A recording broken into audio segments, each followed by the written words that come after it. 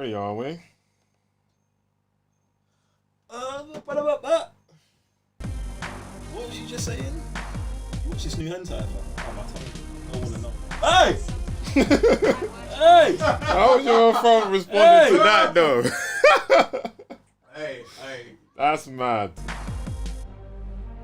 Technology, I'm telling you, man. Fam, my phone better not start putting up bare hentai videos now, man. That's mad. I heard you wanted to watch this latest movie. Hey,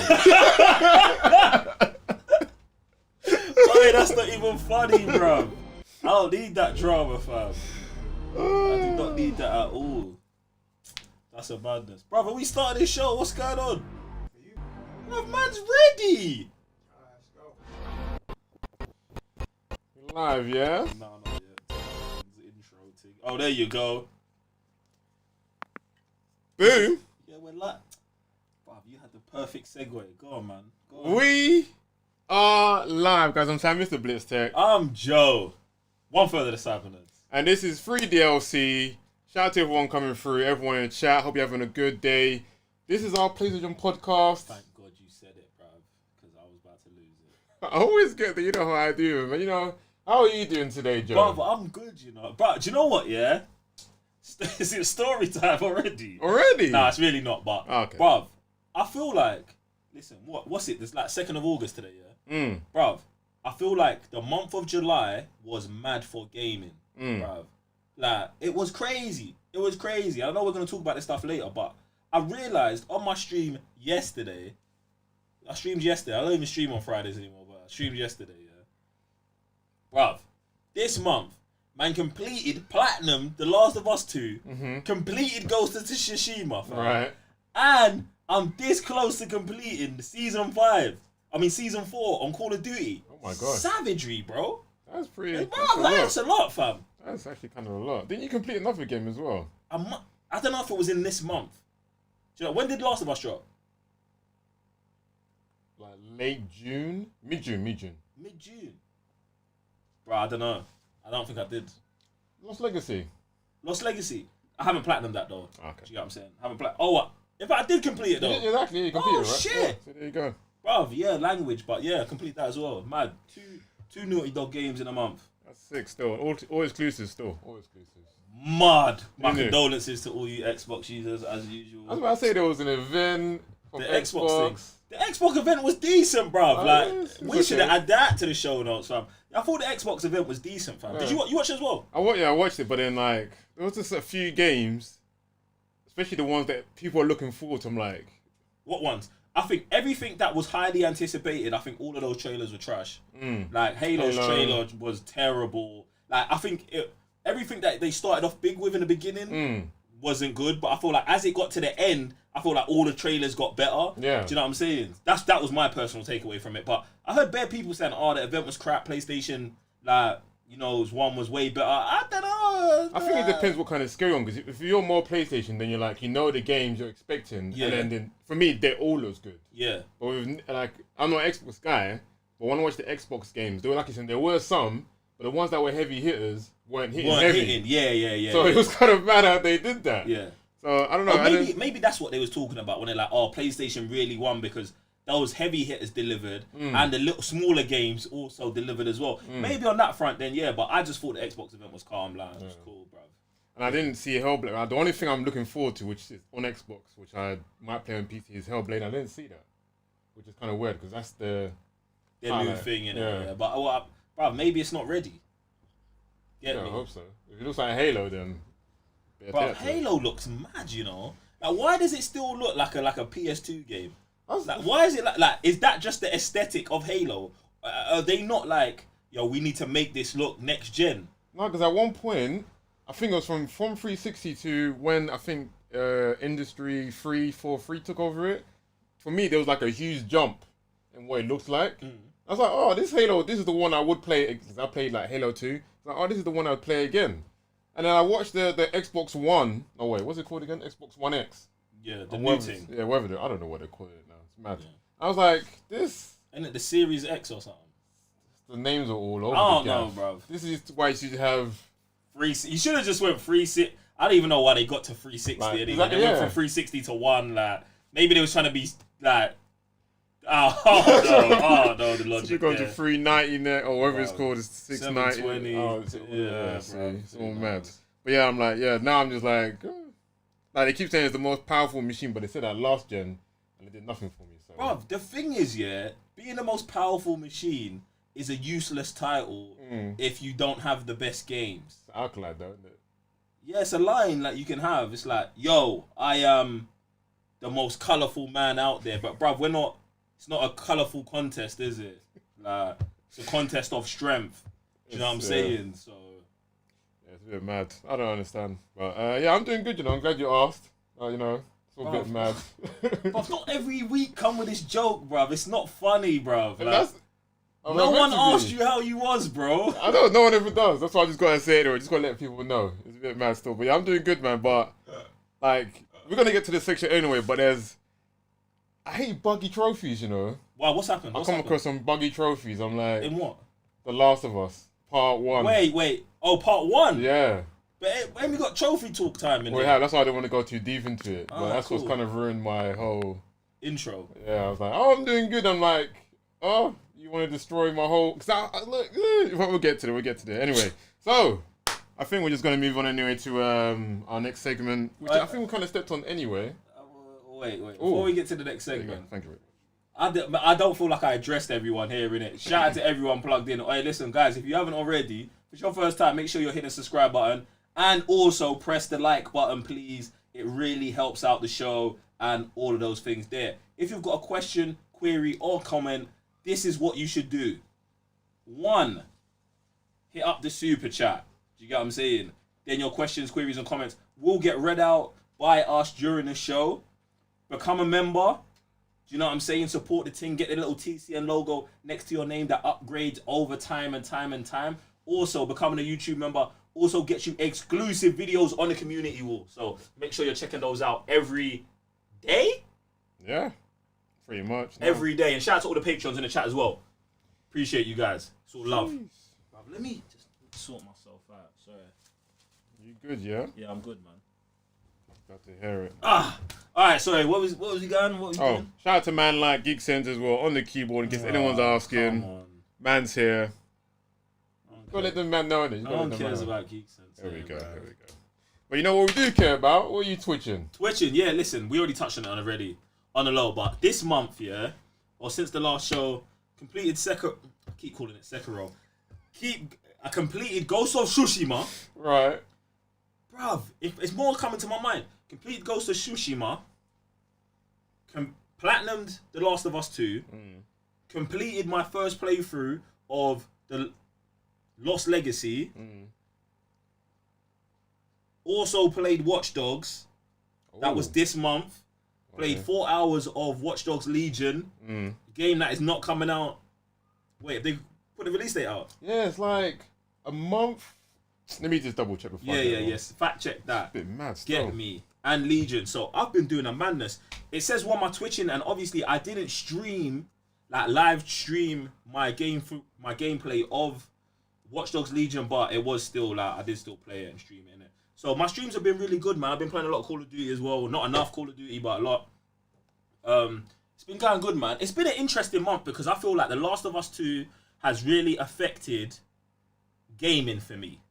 Do you know what I'm saying? I feel like The Last of Us 2 was so good that I feel like it's potentially affected just how... it's just up the level when it comes to gaming, bro. So, like, I don't know, man. I feel like Ghost of Tsushima. I feel like Ghost of Tsushima. Right. Yeah. I feel like if there was more separation between Ghost of Tsushima and The Last of Us, I might feel better about it. But at the same time, I feel like that's a cop-out on how I actually feel about the game, which we're going to get to later. Which we are indeed. And yeah, the release date for Legion is the 20th of October, and then Valhalla drops in November. Makes sense, bro. Which is also mad. Makes sense. And do you know what's crazy about this year? In fact, let's not talk about what... We've got a segment when we talk about Watch Dogs, innit? We'll talk about Watch Dogs then. But that makes sense to me. That's crazy. And also, we'll talk about what we're twitching. I think about 2 months ago, we had a long... When they pushed Watch Dogs back, we're not going to talk about it. I'll talk about it later. I remember. Alright, cool. I remember. But yeah, man, I've been twitching stuff. What you been twitching, bro?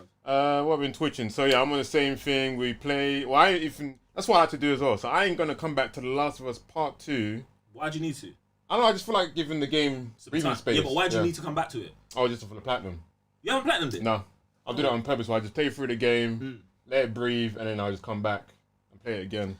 So I think, I played Tsushima as well. We're gonna get to that with the review. Call of Duty.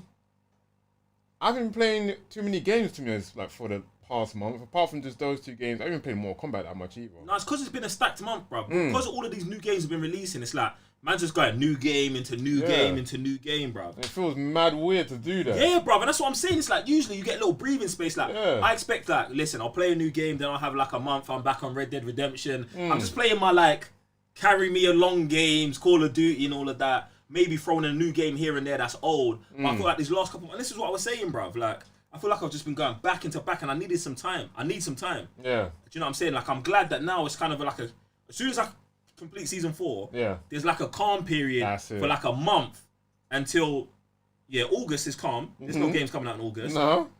Then Avengers comes out. Of course. Do you know what I'm saying? So I've got a month to breathe. Then I'll take Avengers on. Yeah. Head on. And then we'll, you know what I'm saying? Then we'll get to the end of the year, fam. I guess I'm going to see you in the beta then. Are you going to get... Yeah, I'm going to pre-order Avengers so I can jump on the beta. We'll jump on that on stream. And probably, I don't know, chop up some videos, who knows. Yeah, I feel like doing the same, to be honest, because like that new video that they released about the whole beta thing, I'm like, alright, cool, you guys have... It looks way better. Put some more, obviously, the aesthetics of what is needed to make it look better, so I'm like, alright. Do you know what, even watching those new videos of Avengers has affected how I feel about my playthrough of Watch Dogs. Do you know what I'm saying? Because obviously, yes. Obviously, like, when you're playing a game, and this is what is very interesting about, like, kind of like being in the position where we're in now, like, where we get to play the games early. When you play the games early, they are not finished, bro. They are not finished. They are not finished. And it's like, when we played Avengers in February, it was not finished. Yeah. And some of the issues there, I still saw 2 weeks ago. But there's also things there that are not an issue anymore. Do you know what I'm saying? Yeah. So it's tough until the game actually releases. So for anyone who's like listening to their favorite content creator or whatever, and they're like, oh, I played this game early and it's trash. I'm not saying, like, even when I say it, which I was saying about Avengers, I would still say, if you look at this game and you like it and you enjoy it, get the game and make the decision for yourself. Exactly. Because even now, like, with me, I played it in February, thought it was trash, watched it last week, and watching is very different to playing, and it looks way better. All of my concerns aren't covered up, and the characters I've got major concerns about weren't included. Exactly. Do you know what I'm saying? So, what they've done is made me want to play the beta, so I know. But then, do you know what that brings me back to? What's that? That Anthem beta. This was about to say, I swear there's games that we have played that either the beta is good and then the whole game is trash, or the pre-build is trash and we'd be like, oh, and it's just kind of stuck the whole theme anyway. So it is kind of mad regardless. Banger! It's bruv. You know that Anthem stream was probably one of the most legendary Cyber Nerd streams ever, bruv. I think we streamed that for like 8 hours. It was like a multi-stream. Like everyone was streaming at the same time. It was mad, bruv. Then the game came out and it was trash. And I was like, so what's the beta bad? I think it just didn't open up the whole entire game. Yeah, like bruv. it obviously restricted on how much you could do. So we was like, the gameplay... It's so good right here. Yeah. But when you open it up to the vast everything, you're like, oh snap, we ain't doing nothing. Yeah, you do 200 hours of this and it's trash. But yeah, man. So it's opened up my eyes as well. Like for me, being in this position, obviously this is kind of new to man, isn't it? Like playing games early and stuff like that. But I'm just trying to keep it with 100 with you guys. Like all the time, innit? Yeah, like my mind changes all the time. My mind can change overnight if I see something that shows me different. You know what I'm saying? I'm not one of those people. I feel like we ain't those people who's gonna be like, oh, because I said this was dead in February, I'm gonna say it's dead in September regardless. No, bruv. Like I can be shown different things, and that's why I'm now interested to play the beta, because I think Avengers will be the first game I played early, saw in the middle, played the beta, potentially played the alpha, and then play the full game. Like, I'll go through the full cycle with Avengers, and I feel like that's good. That's good. So, like, you know what I'm saying? I hope it's good, man. I'm going to keep saying it. I hope it's good. I feel like there's enough things that they can actually do to make it work, bruv. They've got to have a system where you can turn off stuff on the HUD. Do you know what I'm saying? Where you can turn off all those numbers and make it minimalist, bruv. And does Division have numbers on it, or we play that game? Division has numbers. You just don't notice them then. No, I feel like you do notice them, but it's the Division, bruv. It's mad because the Division implements its world so well that you don't that stuff don't bother you, bro. It's like almost a part of someone's HUD or whatever. Yeah, bruv. Like, I feel like there's almost excuses in the Division for why it is, bruv. But the Division is a basic looter shooter. So even if like you expect the numbers in that game, you don't expect that in Avengers, bro. You don't expect Thor to punch someone and it to say 72 on top of their head, bro. Do you know what I'm saying? I think that's the major issue. If you're putting looter shooter elements into a looter shooter, you accept them. But when you start putting those elements into games where you don't really feel like, imagine you're playing Batman Arkham Asylum and you punch someone and it says 63 above their head, like, bro, like, what? Yeah, I might start turning that stuff off, you know. You have to. For me, I feel like you need to, bro. Yeah, that's still a bit mad. Like, yeah, I know what you mean, especially with the Division and maybe other certain games that are like looter shooters or RPG eccentric, but something like Avengers, even like we're gonna get to as well, Assassin's Creed, those games just not have those kind of RPG-ish elements. Yeah. Like, you can take that part out. Like, if you want to put a little life bar on top of their head, that's fine. But I would turn that off as well. Do you get what I'm saying? But to miss you a bit more. Yeah, but the numbers is definitely too much, bro, because they just start scrolling 60, 60, 60. Like, no, bro. Like, it's a bit mad still. Yeah, that's true. I think that whole thing's outdated in gaming. Like, it should be optional, fam. Yeah. It should be optional. Anyway, but yeah. Alright, let's go to some super chats. Shout out to everyone just dropping super chats, whether it be a comment or a question or anything else in life. We've got man like Evoke in the building. What's going on, Evoke? You got a little sticker with a hippo and a sweaty chair. What does that mean, brother? You gotta drop another super chat and let me know. Evoke, what's good, bro? Appreciate the port. Shout out to my Sif Academy, man, them. Man like Evoke, appreciate you, bro. What's good? Ah, I see. He's in a gaming chair, yeah? Happy Gaming Hippo. What's good, bro? That might be his new name, you know. The Happy Gaming Hippo. Evoke's like laughs a lot, but I don't think he's like happy. That's what I mean. Like, I see he's that's his alter ego, the Happy Hippo. He turns around, it's like the evil. Yes, the villain. Twirling his mustache. Mad too. What do you mean? What do you mean? People does suit him. Bro. Yeah, it's true. No, someone's got to do that. Do you know who it will be? It will be the hippo, then his chair spins round and there's Dr. Robotnik, but Evoke. What do you mean? With a patch. With a patch and a machete. Yeah. I can imagine that happening. Hey, someone's got to make that image, bro. I mean, legit still. Man like Black Bono in the building. What's going on, Black Bono? He's got a little emote as well. The Lost Man, what's good, bro? Little Fox. With what? #1 coming up. Yeah. These guys are mad today, you know. Bono knows this is the #1 channel for all things nerdy, fam. There you go. The Lost Man, Bono. Appreciate you, bro. Mad thing. And he comes back with a run that thing back. Jeez. With the hype. Hype hippo. Bro, what is this? A hippo themed stream or something, bro? Mad What happened thing. for y'all? Hippo themed stream. Where? Maybe not today, but maybe. I think we got more super chats. Yeah. Right, We got more, see. Sam, get through them. Come on, man. This thing's loading bare slow.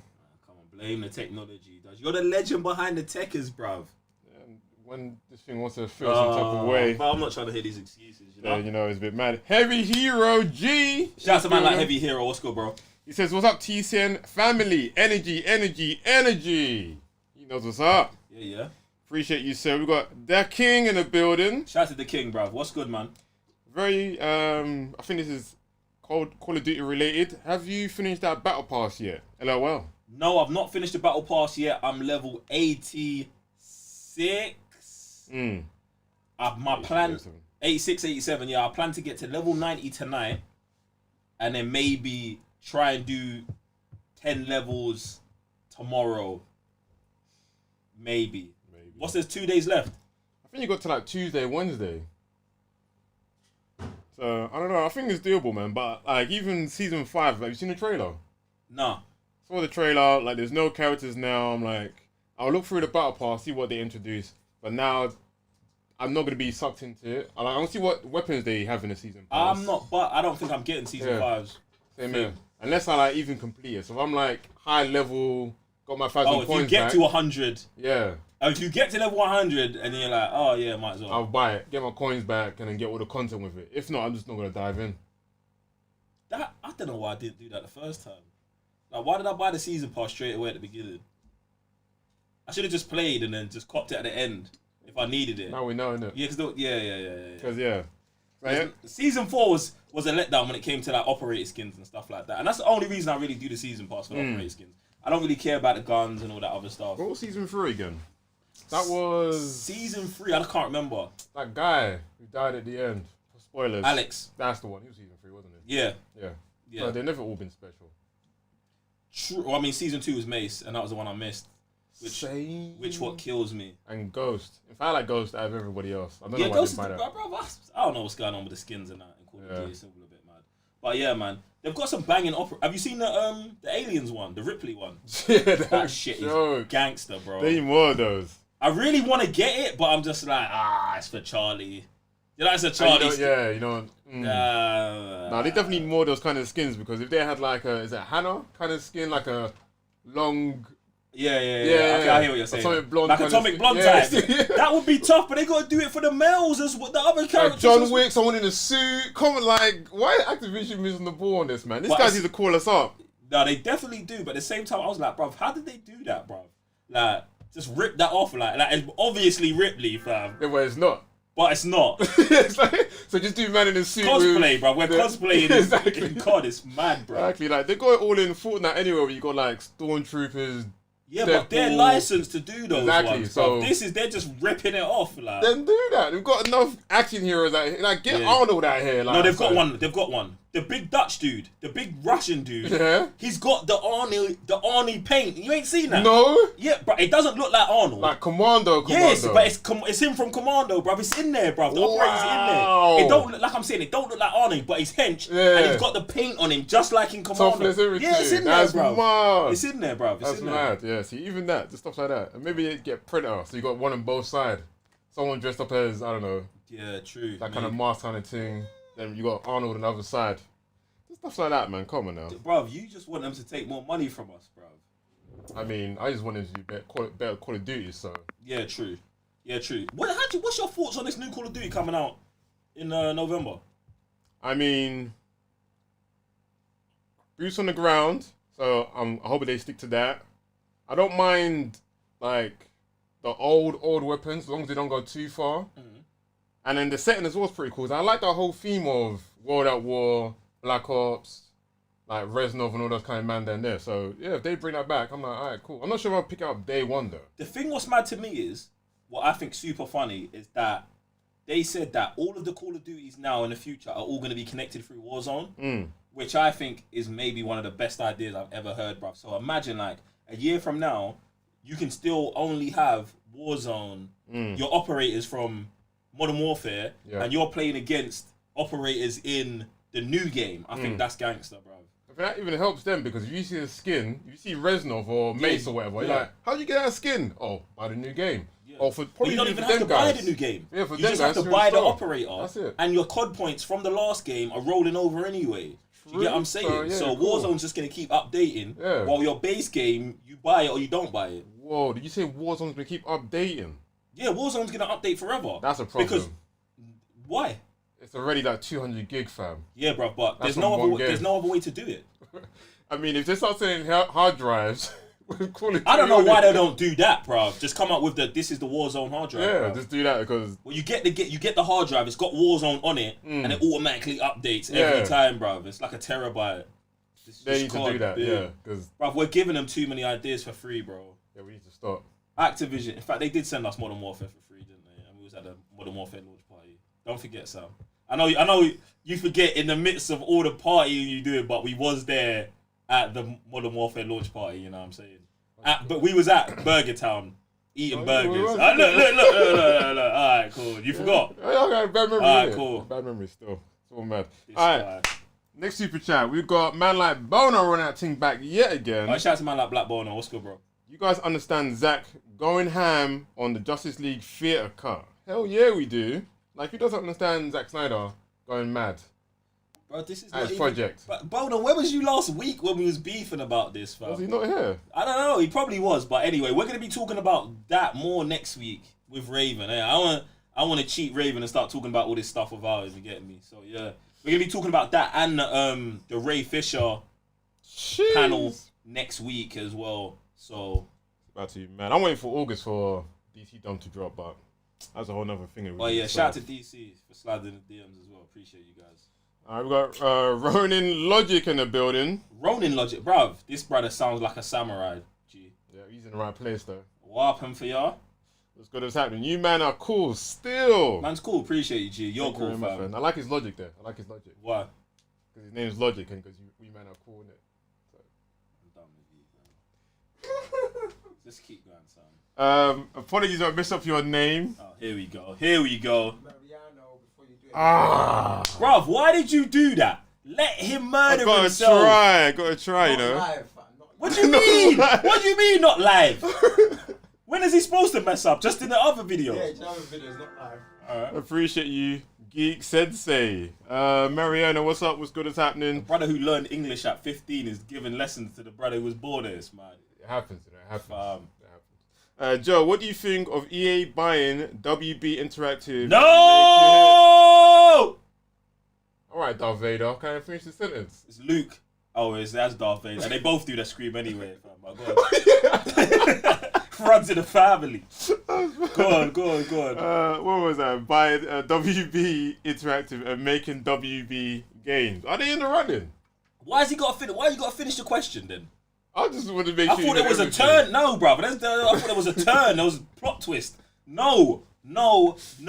EA already have access and ownership of too much good IP. Firstly, bruv, they own Respawn, fam. Yeah, like which I'm gonna allow them because Respawn are still flourishing on the low. Mm-hmm. Yeah, but we ain't had another Titanfall game that you like. Mm-hmm. Get me? They've rushed us through Jedi Fallen Order. Like they gave us the game. The game's good, but they rushed it so we didn't get the adequate amount of DLC and afterlife for that game. UFC's been a travesty, bruv. Do you know what I'm saying? Yeah, the new UFC, it's got boxers in it. Like, bruv, they're selling out to, you know what I'm saying? Like, how much did they pay Anthony Joshua and the other brother to get them in the game? Do you know what I'm saying, bruv? Gimmicky, bruv. Bruv, Battlefront 2 is now like a decent game, but took us 3 years to get there, bruv. Battlefront 1 was a train wreck. Like, no, bruv. I don't want to come at EA too tough, innit? Because it's like, for a company that got the worst gaming company award, they're trying. But at the same time, bruv, you don't want to give them WB. It's like there's too much goodness in that studio for EA to then be having to juggle as well as everything else. Do you know what I'm saying? Like, I don't want... Listen, I've already got enough beef with WB alone. I don't want to give them... Like, imagine I've got to get Star Wars and Batman both from EA. Come on, bro. It'll be too much drama. EA's doing it on purpose because they want to be Disney of gaming, bruv. Hell no. Bruv. What's Criterion? They make Burnout games. They make some of the best racing car games ever. Done, finished, over. Bro, they're buying companies that have good track records. They're hiring people that have good track records, Amy Hennig, and then doing nothing with them. Criterion, done. Amy Hennig, where is she now? Do you know what I'm saying? Like, nah, man. EA, bruv. You, man, just calm down, bruv. I mean, they got all the sporting licenses. They've got every sports. Like, you got Need for Speed. They're printing money with FIFA, yeah? Oh, and then, like, bruv. Yeah, I forgot about that. And not even just... Okay, FIFA's like the European side. NFL, bruv, all of them, bruv. Yeah, so American football. Madden, bruv, I know they've got all of them, but I'm just saying, like, you, man, just hold that corner down and leave the rest. Boy. Bruv, like... Fam, nah. I mean, when you get too big in it, you just become that black hole and you want to swallow everything. But you don't have to. And it's like, if you're going to swallow everything, at least do it right. Do you know what I'm saying? Like, I just don't want EA to do that. No. Yeah, it's a bit mad. And I'm not against EA, bruv. I want the best for EA. I want EA to produce good games, but I don't want them to be in control of all of the franchises and IP that I personally love. Do you get me? If you was talking about something else, like, I don't know, a company that owns Green Arrow, I'd still be pissed, because I feel like a Green Arrow game has got the potential to be one of the best games. I think all of these superheroes that aren't A-lists all have potential to be amazing games, because you usually let the creatives run wild on them. But do you know what EA do? They don't ever let creatives run wild. Because when they do, they're like, oh, we don't like that. Boom. We either rule you back in, or we just cut you off. That's why we don't have the open world Star Wars game that was supposed to release in 2021.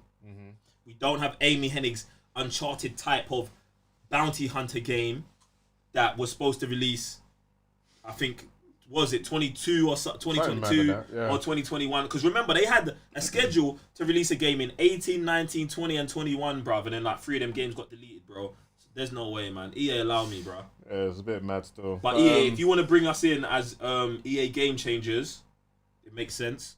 There you go. You guys can change your game by bringing us on board.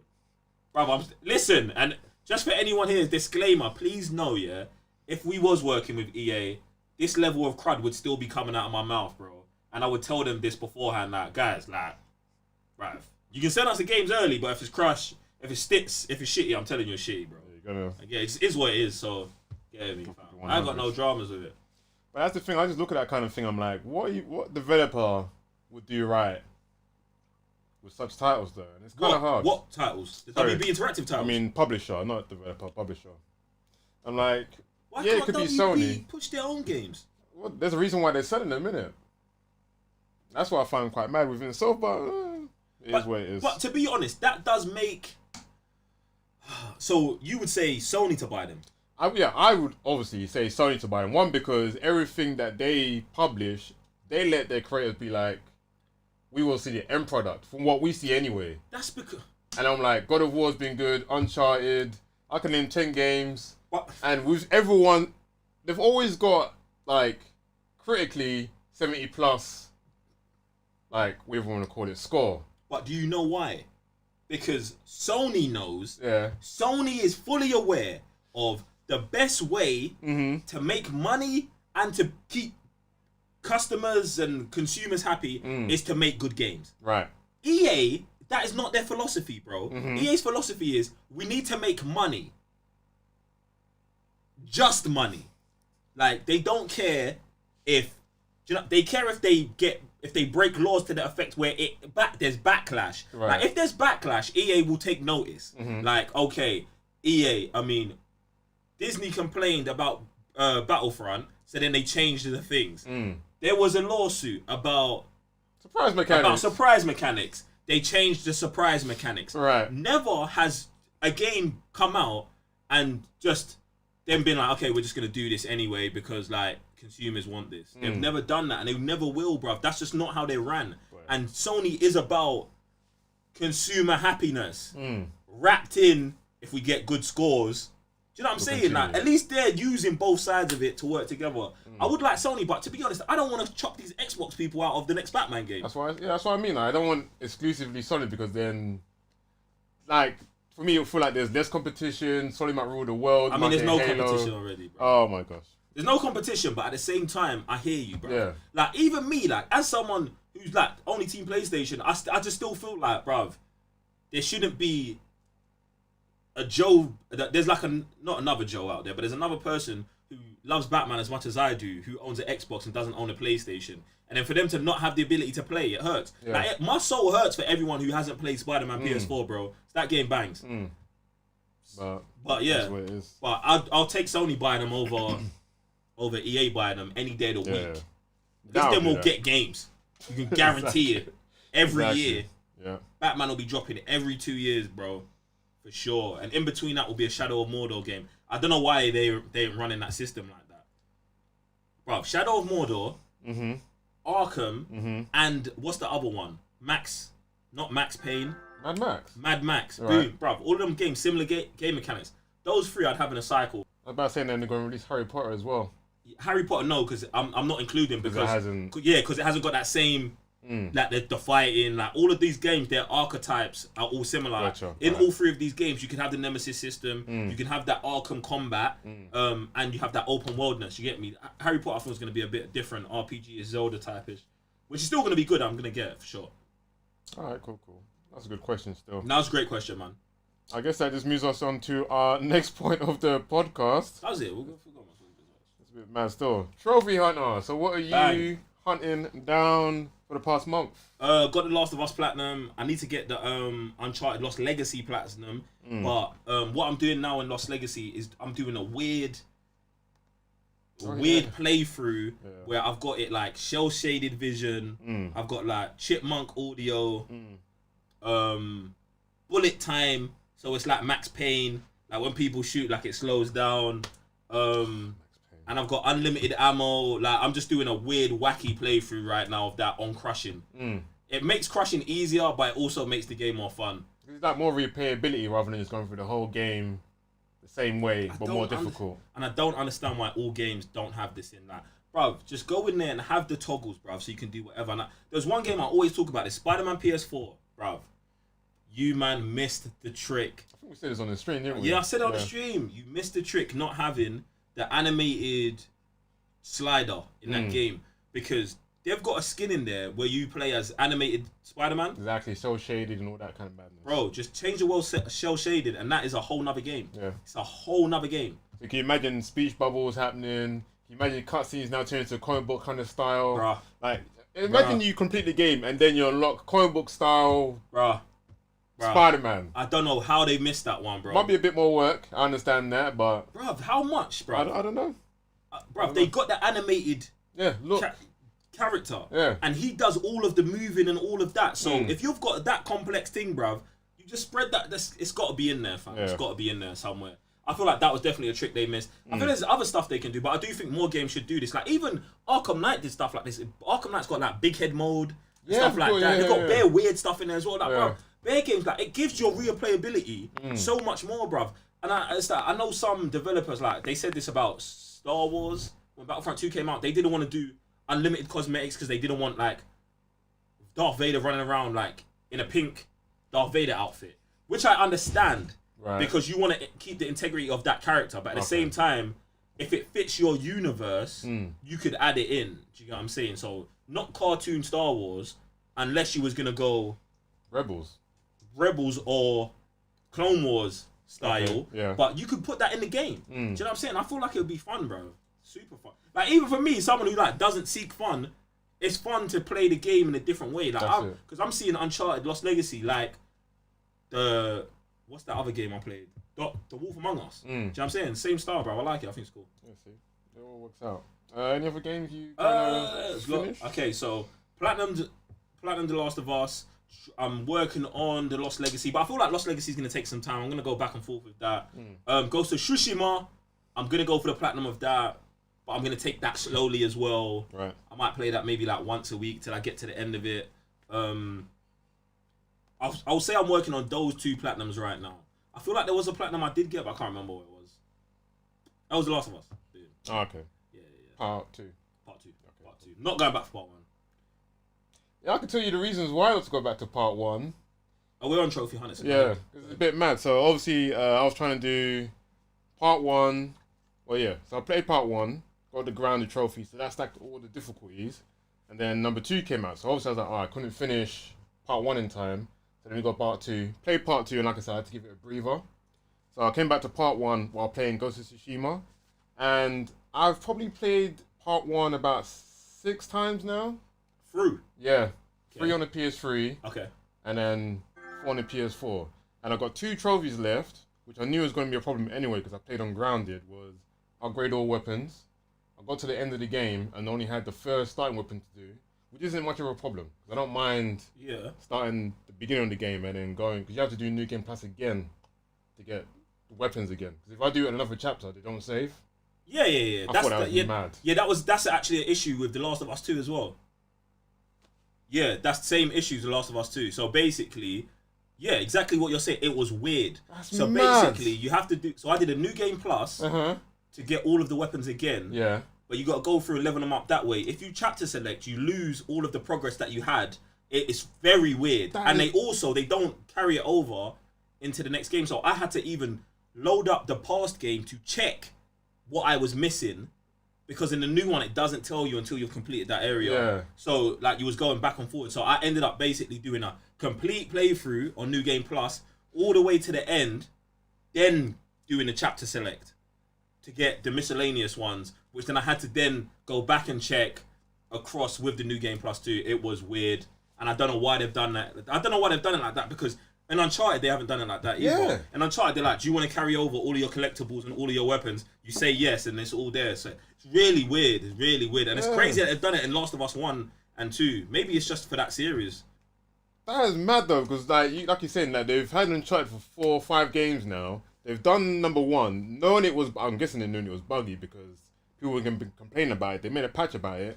Made number 2, doing the same things again. Because even then, like I think collectibles, I actually hate collectibles now in any game. Why? Like I think Last of Us has 100 and Last of Us 1, you're talking about? yeah, Yeah. 130 something. And some of them are just mad to just find. Without a guide, I don't think you can find them, to be honest. Or you'd be like looking everywhere, which is a part of the game, but it's a bit mad as a trophy. And then I think you also had to do conversations and jokes. So that one is a killer in part 2 again. No, Thank God. bro. There's another game. I think it's Tomb Raider. Conversations, Bruv. Optional. number 1. Yeah. Conversation. What is that? Like that's it. That's a dead trophy, man. Just stop that. Yeah, in all games, remove it. Listen to all optional conversation. I'm glad that's not in Tsushima because I skipped all of those. Bruh. I skipped all of those. I bet you would playing a game in Japanese, bro. You man are mad for that, bro. Like, I can't wait till we get to this review, fam. I love it, but yeah. So don't say you love it and then skip every conversation. there's a reason why I'm gonna get to that though. I'm gonna get to that, but yeah. So at the don't look at me like that. Why? We're gonna get to it, bro. We're gonna get to it. But what do you call it? What happened? So yeah, part 1. I couldn't upgrade all the weapons, which I knew was gonna happen because I was doing a blind playthrough, so I didn't get all the doors. They limit all your stuff anyway and grounded. Played it again on easy. Got to the last level. Didn't get all the stuff. Pissed about that. Knew it was gonna happen. And then I think I got to the last conversation, and I had 35 out of 37 conversations done while reading the guide. 35 out of 37. So you don't know what 2 you missed? No. And then I looked through a video. Everyone's like, possibly it's this one because there's a point where 2 people are dead on the ground. You know when you're with Ellie and David, and you got to face all those infected inside that little room. Yes. Yeah. So there's 2 people on the ground. People are like, if you just go talk to the other one instead of the one that's on the video guide, it's possible that will now pop up. Did that, number didn't move. So everyone was saying it's also possible that you were playing the game, did the conversation, but if you don't finish the part where there's a checkpoint, it doesn't save it. So you didn't finish the part with a checkpoint? No, didn't know that. So it's not really buggy, you just missed it? A little bit of a bug though. Nah, you missed it. You didn't get to the checkpoint. That's a bit mad though. It is mad that it doesn't pop automatically. Because there's no way to go back either. Like, I would understand, because there was even a point where... So where... you can't chapter select that? I wouldn't know where to. It doesn't tell you, like, on the screen where it says artifacts, blah, blah, blah. Doesn't tell you where optional conversations are. Yeah, but you know where the optional conversation is. So throughout the whole game. No, but I'm saying for this specific one. 2 conversations. Yeah, but you can just go back to that level where Ellie and David are on the thing. Did that. Didn't move up a level. So I was like... Did you get to the checkpoint? No, I mean, like, it will tell you in the stats. Yeah. So I read it, did the stat thing, and it still said 35 out of 37. Did you go back to that point, sir? Yeah, I did. I went through the whole conversation, thing. Yeah. And then got to the checkpoint. Yeah. And it didn't move. No. So then you're missing another one. Well, which is mad. Go through the whole game again, bro. I'm gonna have to. That's that's the you know what I'm saying, the curse of being a trophy hunter, That is bro. crazy. That's your own fault for going back to The Last of Us. Now you got 2 trophy lists and both ain't complete. You've got you've got no choice but to do it again. Exactly. And this is what I didn't want to go through. This is why I was like, there's no way I'm going back. And I gotta play it for a 7th time, I think. That is your eye. I ain't playing that to the end of the year. That's my last trophy. 60th. That's it. Good luck. That is It's mad. I would be pissed. I was like, so I can go back pissed. to it. I've played it too many times. You know, it's a good game. I'll leave it and I'll forget about it and play it again. I'm like, alright, cool. But it's mad within itself.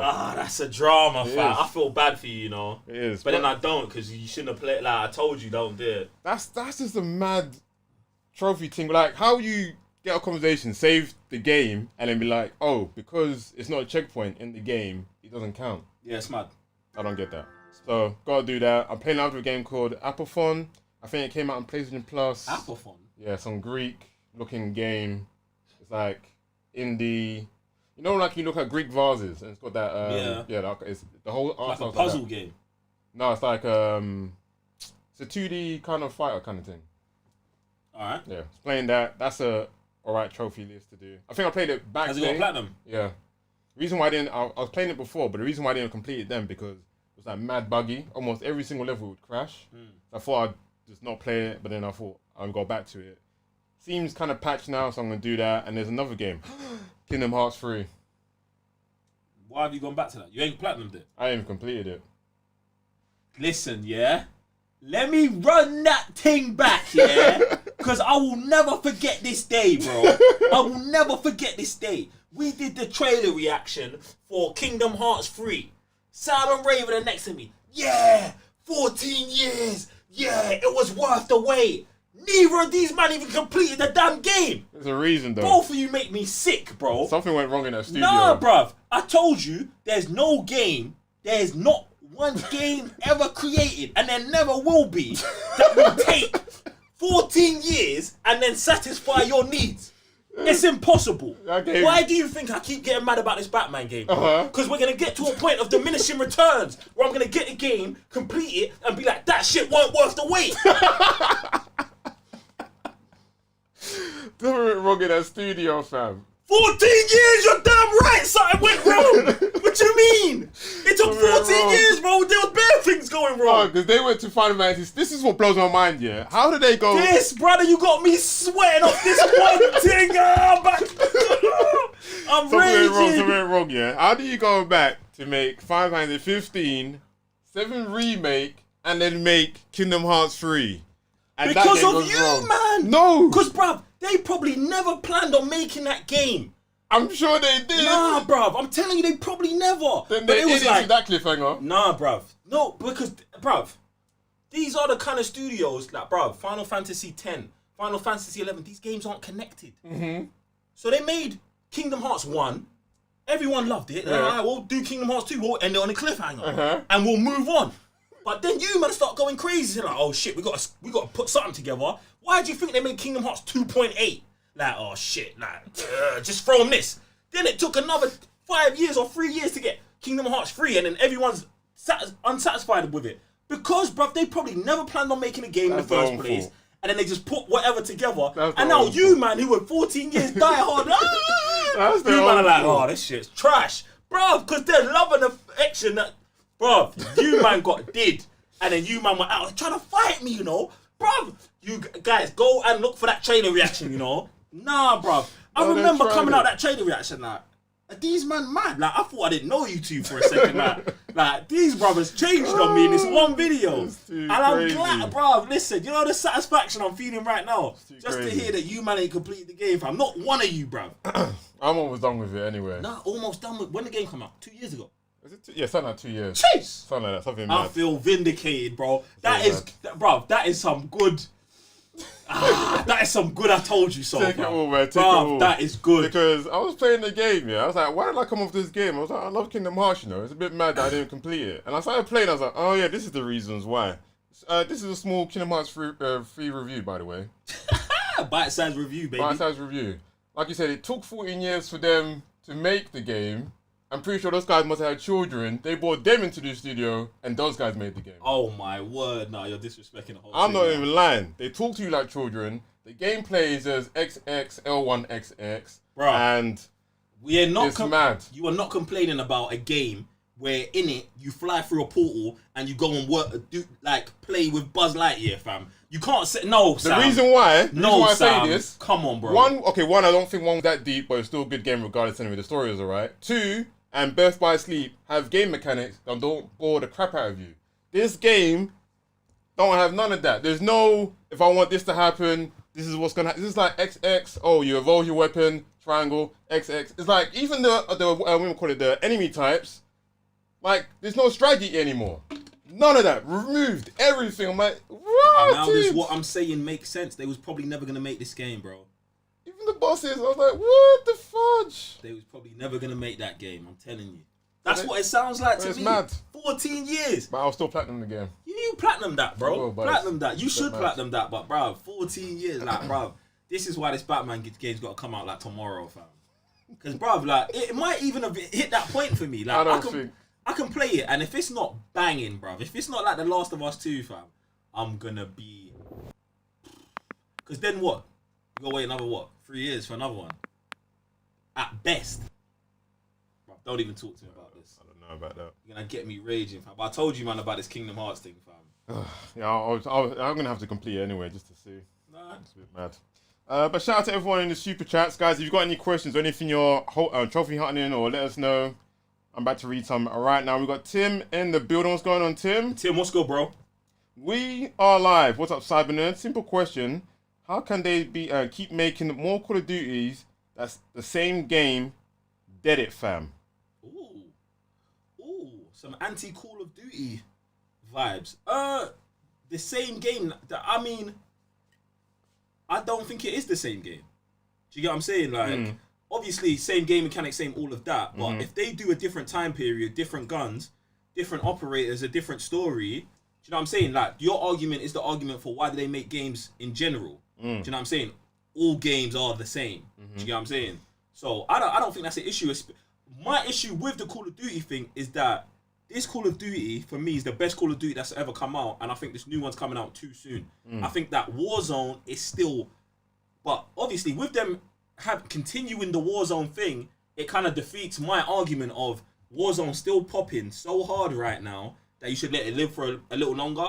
But if they're going to bring out a new game that continues Warzone, it makes sense that anyone who's not into current day Modern Warfare, but you're into back in the day, still boots on the ground, you can get that game. So I feel like they're more so trying to cater to all of their audiences as opposed to just churn out games that are exactly the same like Assassin's Creed used to do. I was going to say the same thing where like you could choose what kind of duty you do want to play. So you got the modern one, you got boots on the ground, back in the day, got futuristic, jumping on walls and stuff, that kind of, like, I hope they never bring that back though. But like, you don't have to buy every single one. So if you're happy with one iteration of Call of Duty, then that's just you. But it's the same thing with FIFA. Same thing with all these other sports games. So you can see this as a marksmanship game, if anything. Yeah. Like, just buy one copy, be happy with it. When you're done, and you see this one looks like the one you do want to pick up, then pick it up. Yeah, like, I mean, even with that, it depends on what kind of gamer you are. I mean, I feel like if you're a casual Call of Duty player, like me, I feel like I could play Call of Duty like once a week, 2-3 times a week. You're casual, yeah? And I'm talking about for you guys, if you're a casual, you don't need to buy every Call of Duty game. But there's people who are hardcore Call of Duty players who buy Call of Duty, that's the only game they buy. That person should buy the new Call of Duty every year. Yeah. Do you know what I'm saying? Because there's new things, there's changing. Like, if you're one of those people who's really breaking down the meta of the game, you're upgrading every single gun, you need to be buying the next Call of Duty when it comes out. So I feel like you need to cater to them. And if you're a casual, pick the ones you want. Like, I hadn't played a Call of Duty. I hadn't bought a Call of Duty. I mean, I didn't buy this last one, but I would have bought it. Do you know what I'm saying? But that was the first Call of Duty I would have purchased in, like, the last 4 Call of Duties. Do you know what I'm saying? Because, like you said, they were doing all the Spider-Man thing, running on the walls. I'm not into that when it comes to COD, so... Yeah. That's man. So... Just make smart decisions with your purchases, bro. You ain't got to buy it, Tim. There you go. Black Boner, running that thing back What's up, Boner? What's up, Boner? What was the hardest game you ever played? By the way, I was there when you guys watched Zach while I was at work. Cool. Appreciate you, man. Shout out to all the man them working and still plugging into the thing. Bono, bro. You're one of a kind, fam. What was the question? Sorry. Hardest game you've ever played? The hardest game I've ever played. Do you know what? I'm actually going to jump onto my trophy list right now because I feel like this is the only way I can really get down to this. What springs to you? I know Devil May Cry must be close to the top of your list, son. I was going to say, but it might not even be one with a trophy list, you know? You remember Turtles? Back in the day on the SNES? Bro, I'm not going that far back. Jeez. I don't know if everyone remembers that one, where... I know what one you're talking about. Yeah. The one that's like flat, side scroller. And then when you get out of the sewers, you're on the... Yeah. That game was pretty dumb. Bro, all games from back in the day were mad difficult. All of them, fam. And it's like, if you got stuck, there was no guide or nothing to help No internet. Yeah, bro. You was finished. Word of mouth. Bruv. If Sam didn't know how to do it, I was giving up on the game. Like, So, cheers. Let me jump into this. I'm not trying to take it that deep, bro.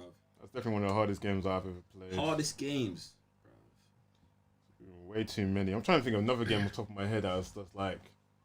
It was so hard I never completed. In fact, saying that, I'm going to start Bloodborne in about 2 weeks, so that's probably going to be one of them. Good luck with that. When we saying hard game, are we... I don't know. Now, what challenged you to the point of almost breaking? The thing is, it's probably going to be a game that was trash. That I just had to... I think maybe... The Legend of Korra on PS3. Difficult. That was the hardest platinum, I think. Man. Hardest platinum? Bro, there's one trophy in there that is redonkulous, man. It is, bro. You've got to do it's like a race. It's like a mini game in the game on the max difficulty, and you can't, like, so basically, you're Korra and you're running, but you got to, like, run through a maze, and it's randomized every time, like, so it, like, throws, like, attacks at you. So there's, like, fireball. But it's randomized every time. So it's like, you can't even learn the patterns. You've got to, like, really be one with, like, nature, bruv. You've got to be the airbender, fam, to get through, fam. And I think it took weeks, bruv. But harder than UFC purple belt. that's not hard, bro. That's just time consuming. Right. Like, do you know what I'm saying? Like, difficulty, I feel like that one trophy was one of the hardest trophies I've ever got. I'm still going through the list, though. But hardest game in general. I don't know, man. I just don't know. Think about it as well. Yeah, it's a tough game. As I'm going through my list, I'm not seeing something. The Last Airbender comes to mind. Severed was kind of tough towards the end, but not too hard. Like, they had some bosses in there that was kind of crazy.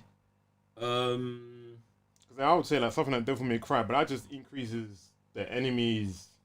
In fact, you was there that time as well when we played like number 1, Dante Must Die mode. Yeah, but that was fun. Yeah. It was tough, but that was kind of gangster, bro. I couldn't say that was the hardest ever, bruv. Because it's like, you know them ones that are so hard, but once you complete them, it's satisfied and you forget about how hard it was. Maybe Modern Warfare 2, bruv. Remember, we stayed up all night. Me and you pulled an all-nighter to get that platinum. Snatch and grab. The worst co-op mission ever. That was random. Bruv. Made no sense. Yeah, that one was pretty stupid, actually. That was before the Cyberners, bruv. Me and Sam stayed up.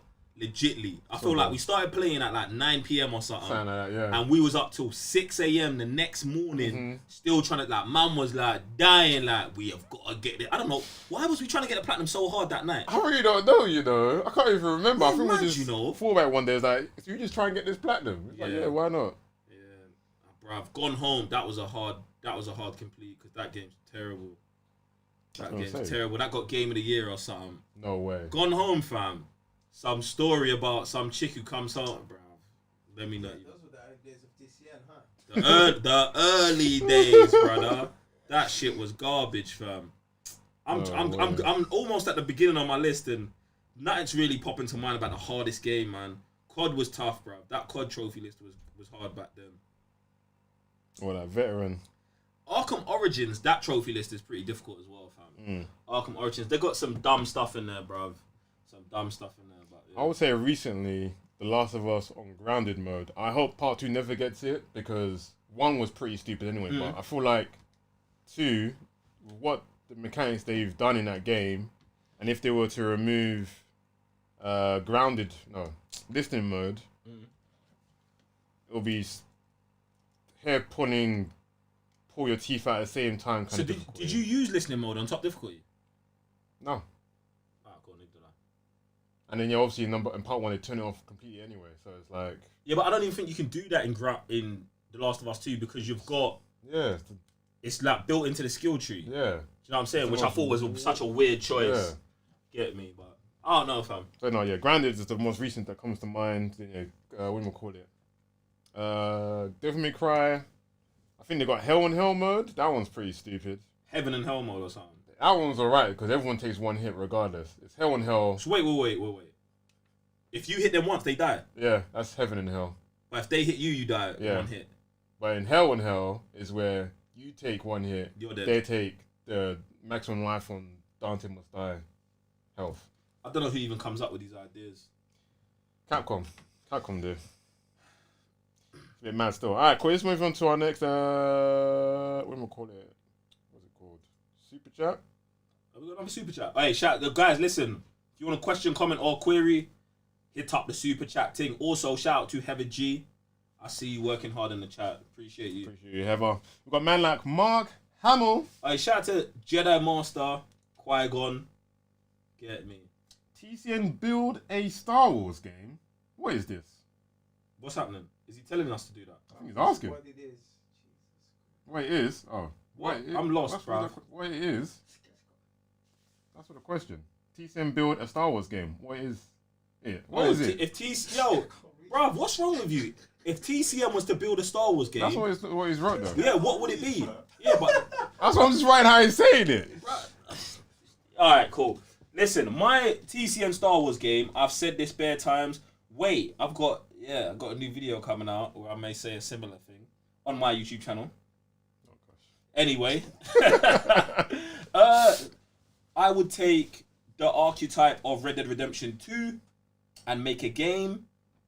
It would be Red Dead Redemption 2. It would be a 40 to 60 hour Grand Theft Auto type story mode, where you are random character and you live your random life and you tell a random story. That I'm not getting too deep into the story, but it'd play a lot like Grand Theft Auto 5 or Red Dead Redemption 2. Do you know what I'm saying? I say Red Dead Redemption 2 more so because I feel like if you go that way into like a planet where it's kind of like Red Dead Redemption, you know, like Star Wars planets are very distinctive, like they're all sandy or whatever. You could do that with The Last of Us, with Red Dead Redemption 2. Instead of a horse, you've got like one of those speeders. Yeah. Do you know what I'm saying? And then it travels slower than Grand Theft Auto does. Do you know what I'm saying? So that, I would do that. But then I'll also do the exact same type of online mode with less bugs.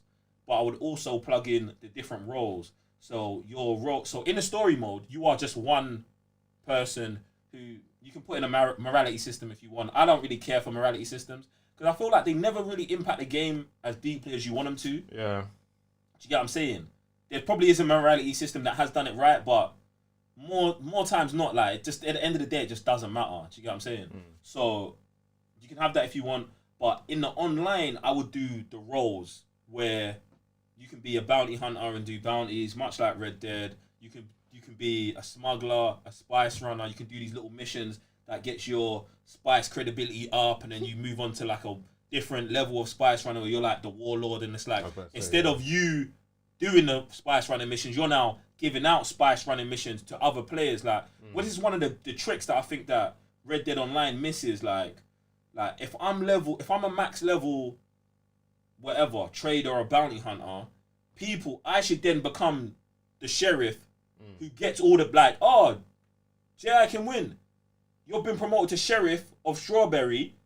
Now the players come to me and I'm handing out the bounties. If they bring in the bounties, I get money and they get money. You know what I'm saying? Building up an economy in the game through player interaction with other players, bro. Something like that. So it'd have bare different roles, but it wouldn't have high level force users in the game. Right. Do you know what I'm saying? So the strongest force user would be someone like Donnie Yen's character from Rogue One, where they can use the force, but someone could always interpret that as them being lucky.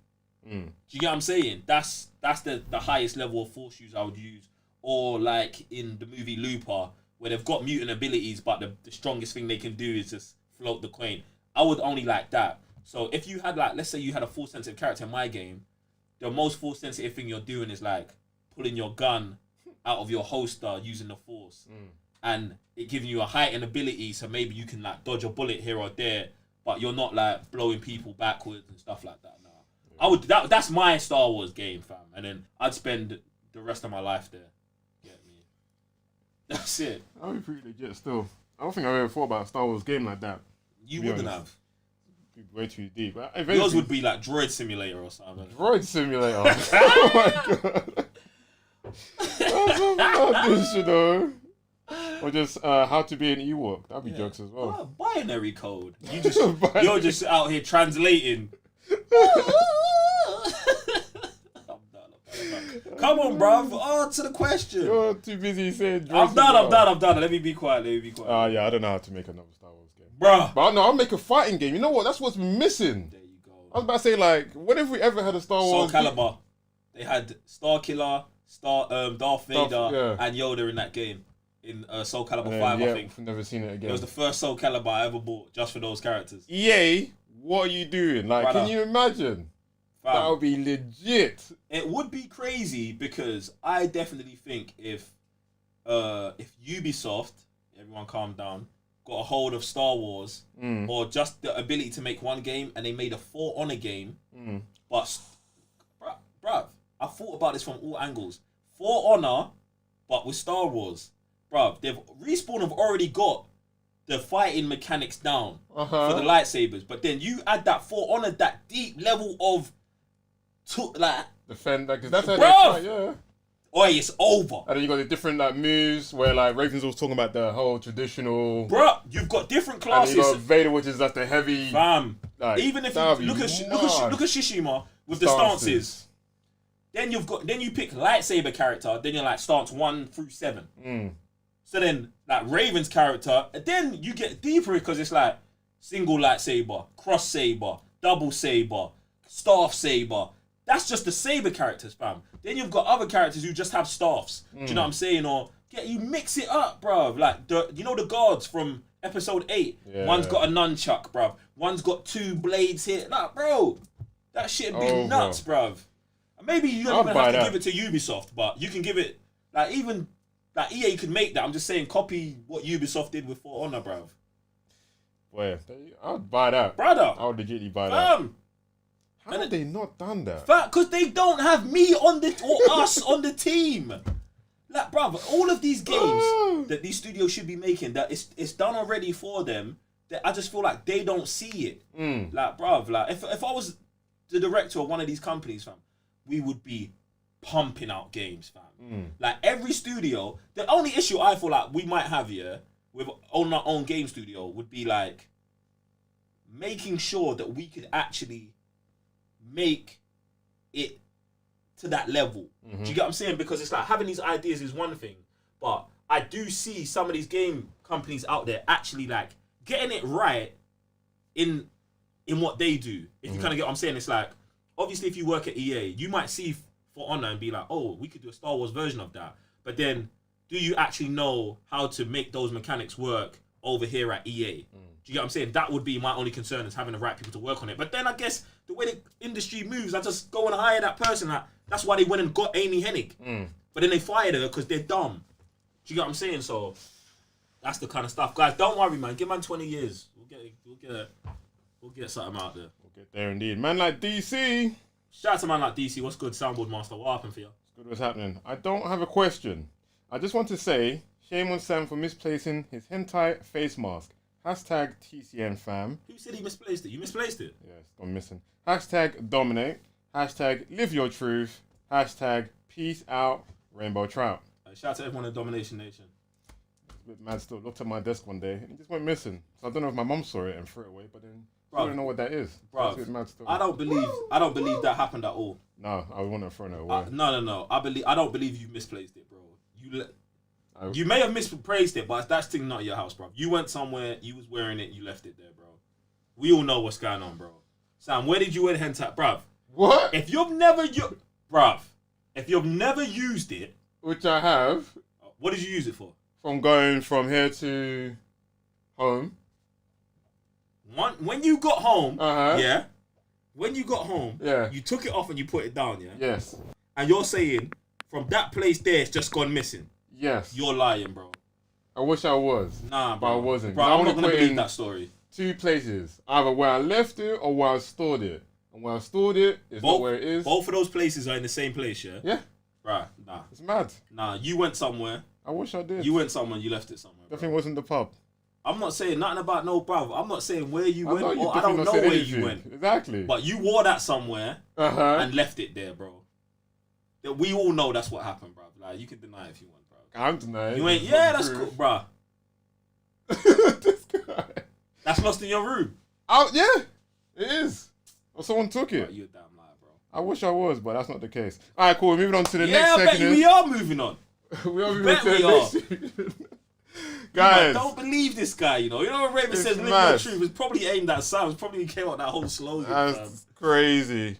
That's crazy, guys. You got any more super chats? We're about to be diving into PlayStation Plus of the month. Super chats away. We're gonna read your comments. This month we have got. Oh my god, the PlayStation Plus for this month sucks, bro. Oh my gosh, we got Fall Guys, the Ultimate Knockout Edition, and Call of Duty Modern What's it Warfare. called? Fall Guys. Show me this again. There's a picture right now. Yes, this shit's trash. Fall Guys, the Ultimate Edition, Knockout Edition, and Call of Duty Modern Warfare 2 Campaign Remastered. I don't actually even understand COD's move here. I Why? don't get it at all. Like, Why? why are we getting remastered? I mean, Break the logic down for me. why are we getting remastered? Because it's kind of obviously we got number one. That was when we didn't have boots on the ground. I guess that was popular again. So popular that they made Modern Warfare yet again. So I don't know if they remade number two. I feel like it was the most popular Modern Warfare title. But then we've got Modern Warfare and Warzone. So it's like, are you gonna make part 3 now, just out of the whole trilogy? I don't understand it, but for me, I feel that's a good PlayStation Plus game because if we've got number 1 for free, and if you're a fan, When did we get number one? Like 2 months ago. something like that. No, that was World War II. This is my issue, bruv. Like for the last 6 months, Uh-huh. every other month we've got a Call of Duty. Right. Why? I don't know. When Warzone's free to play. Like, okay, you guys take Warzone, but here's another game for free. It's Call of Duty that you should be playing. Like, bruv, I feel like this. I don't know whose idea it was. Like, if Activision are like, okay, you've got to drop it this week, or if it's PlayStation, yeah, Sony that are like, oh, we'll just drop it this. Like, both of these games, I'm just not about at all, fam. I swear, isn't there a third game that they're giving out as well, Sam? No, because what's crazy as well is that Call of Duty Came Modern out Warfare early. Yeah, So as soon as they announced it, it was ready in the store to download. yeah, something's going on, bruv. Something's going on. So, yeah, I don't know if it's because of the 10th anniversary, they were like, this is the 4th game, which is technically a game a couple of weeks. I don't know. It's a bit mad, but yeah. I'm not feeling PlayStation Plus this month at all, man. I mean, if you like, I think the Call of Duty campaigns are always legit. I've had fun with every single one I've played. There's not one. But you've played them all. I have. So imagine Warzone's for free. That's the only first Call of Duty you have played, or you've got a PlayStation. That's the first one you played. for Yeah, free. yeah. So now they're dropping all these for free, and then they're sucking you into the world of Call of Duty. But you're already in. You got Warzone. You might pick up the next title. Okay, mate. Okay, Sam. That logic there is great. That makes sense. Yeah, you might pick up That the makes next title. sense. That makes sense. But yeah, but apart from the guys who played all of them, I'm just saying, go play these. Like the campaigns are sick, all of them. That makes a lot of sense. You've just finessed. I've changed my mind on the logic of them dropping that Call of Duty, but It's a bit weird. No, it's not weird anymore. Every What 2 you said weeks- makes sense, Yeah, bro. that's why it's Like, like- if you like, bruv, it's funny because it's like Evoke, innit? Right? I was talking to Evoke yesterday, and I was like, "Oh, bruv, do you remember a couple months ago you didn't even play Call of Duty at all?" And he's like, "Yeah, he went from getting free Warzone, bought the full game. Yeah, Call of Duty are targeting you, and people like that go buy those games, or get those games for free and play more Call of Duty. And when a new one comes out, you'll buy that for 60 quid and spend £200 on cosmetics." That's what I mean. Alright, so cool. if you keep shining Call of Duty everywhere, Yeah, something's but what's gonna this happen. other game, bruv? What's that? So this other game is Fallout Guys. This is basically like a party game. Party game? It's like Is this your water? no gang beats. Basically, I think it's like 60 guys in like what am I call it? What's the thing called? Like a course. I don't want to be there already. 60 guys. Or people Jesus. even.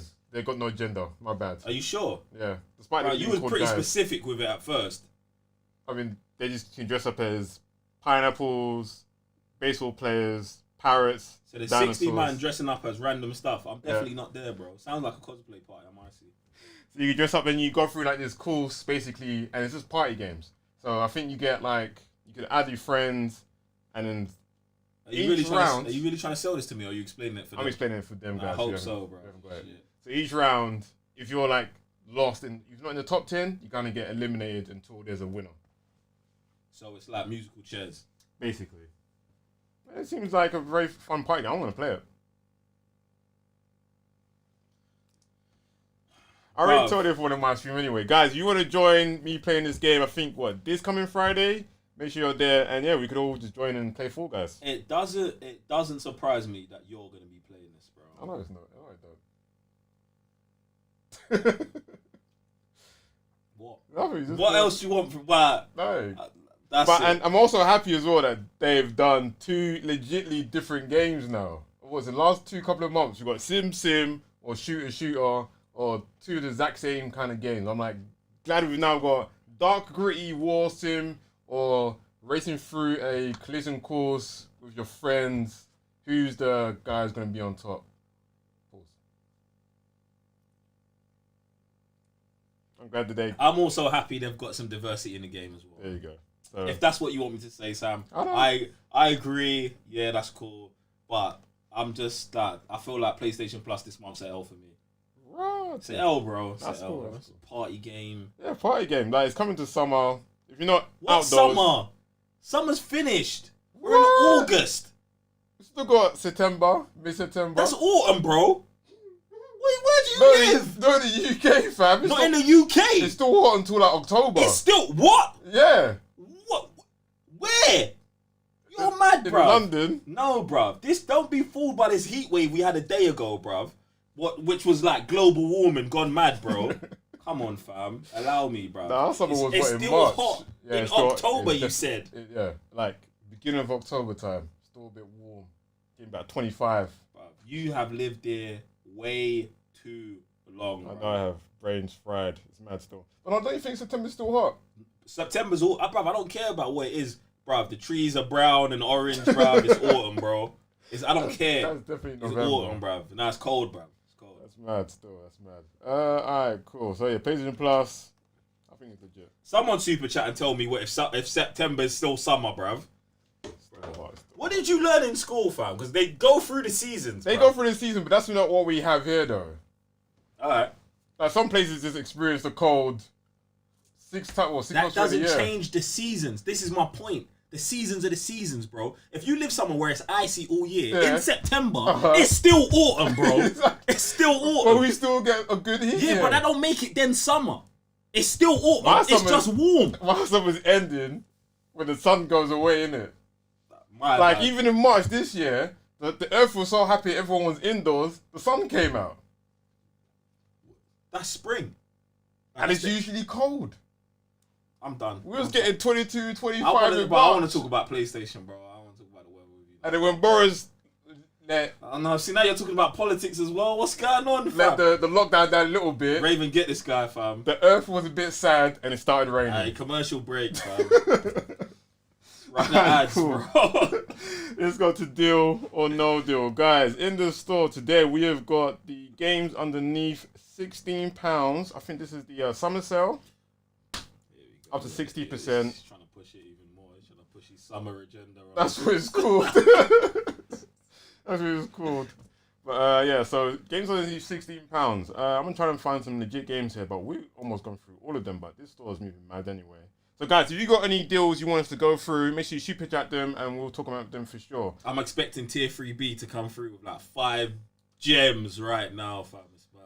It is legitly great. Why is these things all blank? Alright, cool. Let's start off with this game. I don't think we've talked about it, but it had come on PlayStation Plus a couple of months back. Uncharted 4. This can't be right.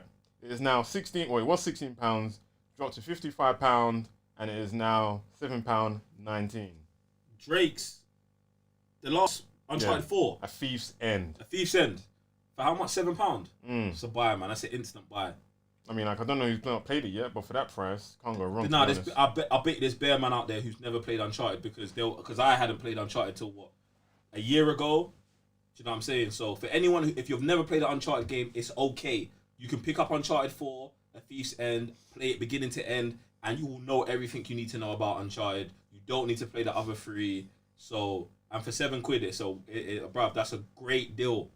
That is a great deal. That is 16 hours of fun. And they also have all of the mods and stuff you can do after the game to give it replayability. Do you know what I'm saying? True. Yeah, that's number 4. So definitely do that. And it's quite an easy platinum if you don't mind doing some collectibles. Very, very true. All right, next we've got, what's this? All right, let me see what you think about this. Batman Arkham Knight Season Pass. I saw this earlier. How much is it? It was £15, knocked off 70%. It is now £4.79. If you've got Arkham and you have, like me personally, I played full price for Arkham Knight and I paid full price for the season pass and believe it's worth it. Even though a lot of the season pass DLC, story DLC isn't great, the amount you get with the season pass makes it worth it at full price. So getting it at £4 now, I think is great. And I feel like it was free. Arkham Knight was free on PlayStation Plus within the last year. Yeah, something like that. So if you got that in the last year, now's the perfect time to buy the season pass for £4 and extend that. You know what I'm saying? Imagine you've played 50 hours of game. You're going to get another 10 hours combined season pass for £4. It's a win. It's a win. And they give you like 20 new Batman skins as well, which is crazy. You can play like the game through as your favorite Batman. So definitely a win, man. Definite win. If I hadn't bought it already, I'd buy it right now. Jeez. I saw this game. I thought this is definitely still Doom. The remake on PS4, I think also on Xbox, blah, blah, blah. It was like £15.99. This is definitely a lie, you know. This thing used to be like almost... It was 15? Yeah, £15. Doom? Yeah. It didn't come out that long ago. It's like in the last year. Something like that, yeah. That's a bit crazy. Mad. This has dropped down 70%, also £4.79. The full game? Yeah. I know number 2 came out March this year. Do you know what's mad, yeah? Someone jumped on my stream and was like, "Oh, Joe, have you ever played Doom?" And I was like, "Nah, it's not really my thing, but for £4, it could be."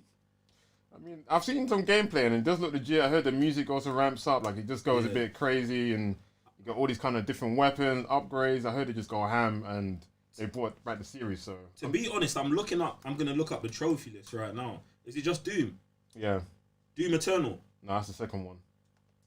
The first one has a mad trophy where it says if you die... Wait, bro. What game are we're talking about? Doom on PS4? Yeah. Just Doom. I'm not seeing it. Let me click Doom Eternal and see what happens. Yeah. Are you sure it's not Doom Eternal, fam? No, that's part 2. Okay. When did Doom Eternal come out? Like March this year. So that's quite recent. There's one trophy on that. I'm like, I don't know about what, that. in this Doom trophy? Yeah, there's one where it says play on the hardest difficulty. Plus, if you die, you start from the beginning. What? Yeah. That's what's put me off. A toe into madness. Let me see what this trophy is called. You need to complete the campaign to unlock Ultra Nightmare difficulty. You'll only need to complete the first mission on Ultra Nightmare difficulty to obtain this trophy. Here's a quick few details on what Ultra Nightmare difficulty is. It just tells you. There's an easy way to do it. It tells you right here. And it's a 14%. It's not even that rare, bro. Okay. So also, it's got a 3 out of 10 when it comes to completion, like platinum trophy completion. Wow. There is some co-op and there is some single player. 25 hours. Was this just a first-person shooter? It goes pretty ham as well. So complete the first mission on ultra difficulty. It says a toe into madness. So you've got a toe. It made it sound like it was the whole difficulty, fam. That's multiplayer and snap maps. That's a trophy. What? To complete one match on multiplayer. There's multiplayer ones. Win a multiplayer match. Create and publish a snap map. So you got to make a map. Reach level 5 in multiplayer. Publish 5 snap maps. Okay. Complete the snap map basic and advanced tutorials. So, bruv. I might do those before the server shut down. When are the servers shutting down? Have they already announced it? No, I don't think they are now, but you know when just... Yeah. You said this game's £4. Yeah. This is a buy. For anyone who's unsure. I'm doing research into it right now. I'm actually going to look up a little bit of gameplay as we speak right now. Bro, this might be me. I might take a break from season 5 and jump on Doom. Legit. All right, cool. Our next game, we got Metal Gear Solid, the Definitive Experience. This is part 1, Ground Zero, and the Phantom Pain. This game was... Oh, this is a lie. I don't like how this store's moving. $15.99. Save 75%. It is now £4. Do you know what? Yeah, obviously this is a buy. This is a buy just off of the amount of game you're gonna get. Like, obviously, I think the Phantom Pain is the short part at the beginning, right? Ground Zeroes is. Ground Zeroes is a short part. I wouldn't say get that for £4, but to get the whole game for £4, yeah. But like I said, I'm one of those people. I don't like what they did to Metal Gear Solid as a whole, the way they changed it. So even for £4, I wouldn't be diving into this. And I've got both of those games from PlayStation Plus anyway, because they were both on PlayStation Plus. So yeah, but for £4, bruv, it's a buy, man. It's a buy. Even if you've never played Metal Gear, I would encourage you more to get this, because this could get you into Metal Gear. Yeah. Do you get what I'm saying? But if you're an old school Metal Gear fan like me, then I would say nah, you don't need it. But yeah, man, it's a buy, bro. There's not too many things at £4 I'm gonna say don't buy it. Do you get what I'm saying? Like, you definitely get your money back worth, especially because I heard that the second part, the Phantom Pain, is actually quite a huge game, so you're definitely winning with that. Alright, my piece is moving kind of mad, so I can't read any super chats at the moment. What the hell is this thing doing? What's going on with you, bro? I don't know if it's this heat. All my technology is dying, fam. This Doom game looks alright. Came out 2016. Wow. Yeah. And 2020 or 2019 did the new one come out? This one just died on me for sure. Sam, you can't be having all these technical difficulties right now, fam. You're the legend behind the techers. I mean, I try and make it work, but you know, when you don't get that co-op reciprocation back, it's a bit crazy, you know. I look after these things as well. They don't look after me. Woo! All right. I guess we'll be moving on to our next section, guys. If you got any more super chats, can you read them actually? For me to read them. See, this is where I did. This is where I didn't want it to get to, where I've got to do Sam's job for him. Jesus! Huh? You said it's... Alright, cool. Alright, cool. Let's get to the next section. Let's keep rolling. Alright, cool. Next section. Joe, how was your experience with Watch Dogs Legion? Dun dun dun! I was going what he's going to say. Something else did. I was like, oh my gosh. Yeah, guys, so what? A couple weeks ago, I got to play Watch Dogs Legion for 4 hours. Ahead of Ubisoft Forward. And bruv, and I feel like my playthrough of Watch Dogs was very interesting. So basically, you play the first tutorial mission where you play as a James Bond type of character. Okay. You're James Bond, you work for the MI6, whatever, and you kind of unravel that DedSec are being set up. DedSec is like the rebellion, the internet rebels or whatever. They're the good guys, basically. They've been set up for a mass takeover of technology or whatever in London, and then the government come down and there's these factions that are like, oh, we're military police, like we're gonna take over, like we're fighting back, we're gonna keep you guys under control. First mission's cool, man. I feel like I really like the game. Like, I love Watch Dogs as a whole. I think there's some good parts from what I played and there's some bad parts. I think if we go with the good parts, I think like it is Watch Dogs, bruv. Do you know what I'm saying? Like, this game is Watch Dogs, but I feel like this game is Watch Dogs on 1,000. Do you know what I'm saying? It's like, in the first Watch Dogs, you're one dude who is a hacker, who's just the best hacker, bruv. Like, and he can just hack anything.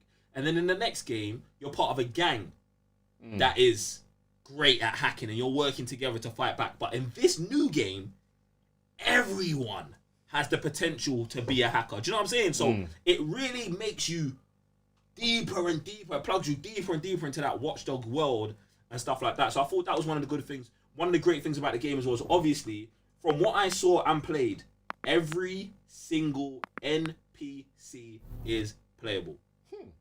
Every single one. Maybe except for shop owners. Okay. Like, you can't... And now I'm even saying that I'd never tried to recruit a shop owner. But from what I remember, you can't... Like, any interaction you could have with a shop owner was actually to purchase stuff. So besides shop owners, I'm pretty sure you can play as even the enemies. Like you can go up to a security guard who is gonna shoot you if you step into their territory and try and recruit, man, and work to get him onto your team. Might be a bit difficult, harder. You might have to go through like more extreme lengths, but you can get him onto your team. I think just that mechanic itself is so ambitious and so good. Like it's a bit mad, but like it's there, bro. So this is when I say it's Watch Dogs on 1,000. It's like if you're deep into Watch Dogs, I would say you need this game. If you're like coming into it, I feel like it could be overwhelming, bro. Because like you've got 10 characters, fam. Do you know what I'm saying? And it's like, I don't know. I found myself, even though I had bare characters, obviously because I was doing a 4-hour playthrough, I jumped to bare characters to do it. But I did find myself playing the majority as one character that I liked. Right. Do you get what I'm saying? Because it was like, oh, like, yeah, this guy's cool. I'm just going to stick with him. Do you know what I'm saying? But each different characters are different. I felt like I'm going to just go back and forth with positive and negatives because some of these positives reach into the negatives. I think with the ability to have all characters, I think the downfall is kind of the skill tree that you get with it because it's not really a skill tree. It's like, it's whoever you recruit automatically has positives and negatives.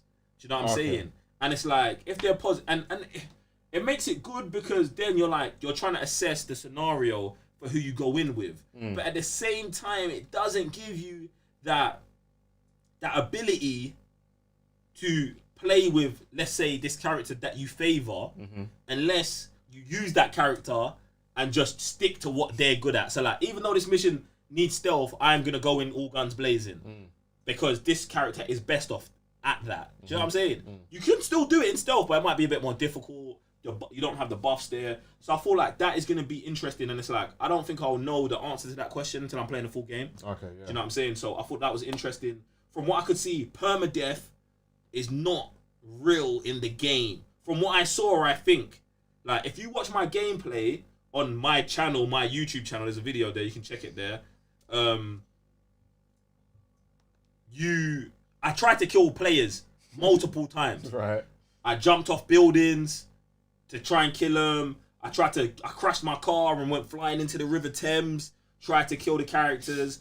And what kind of happened was they were critically injured.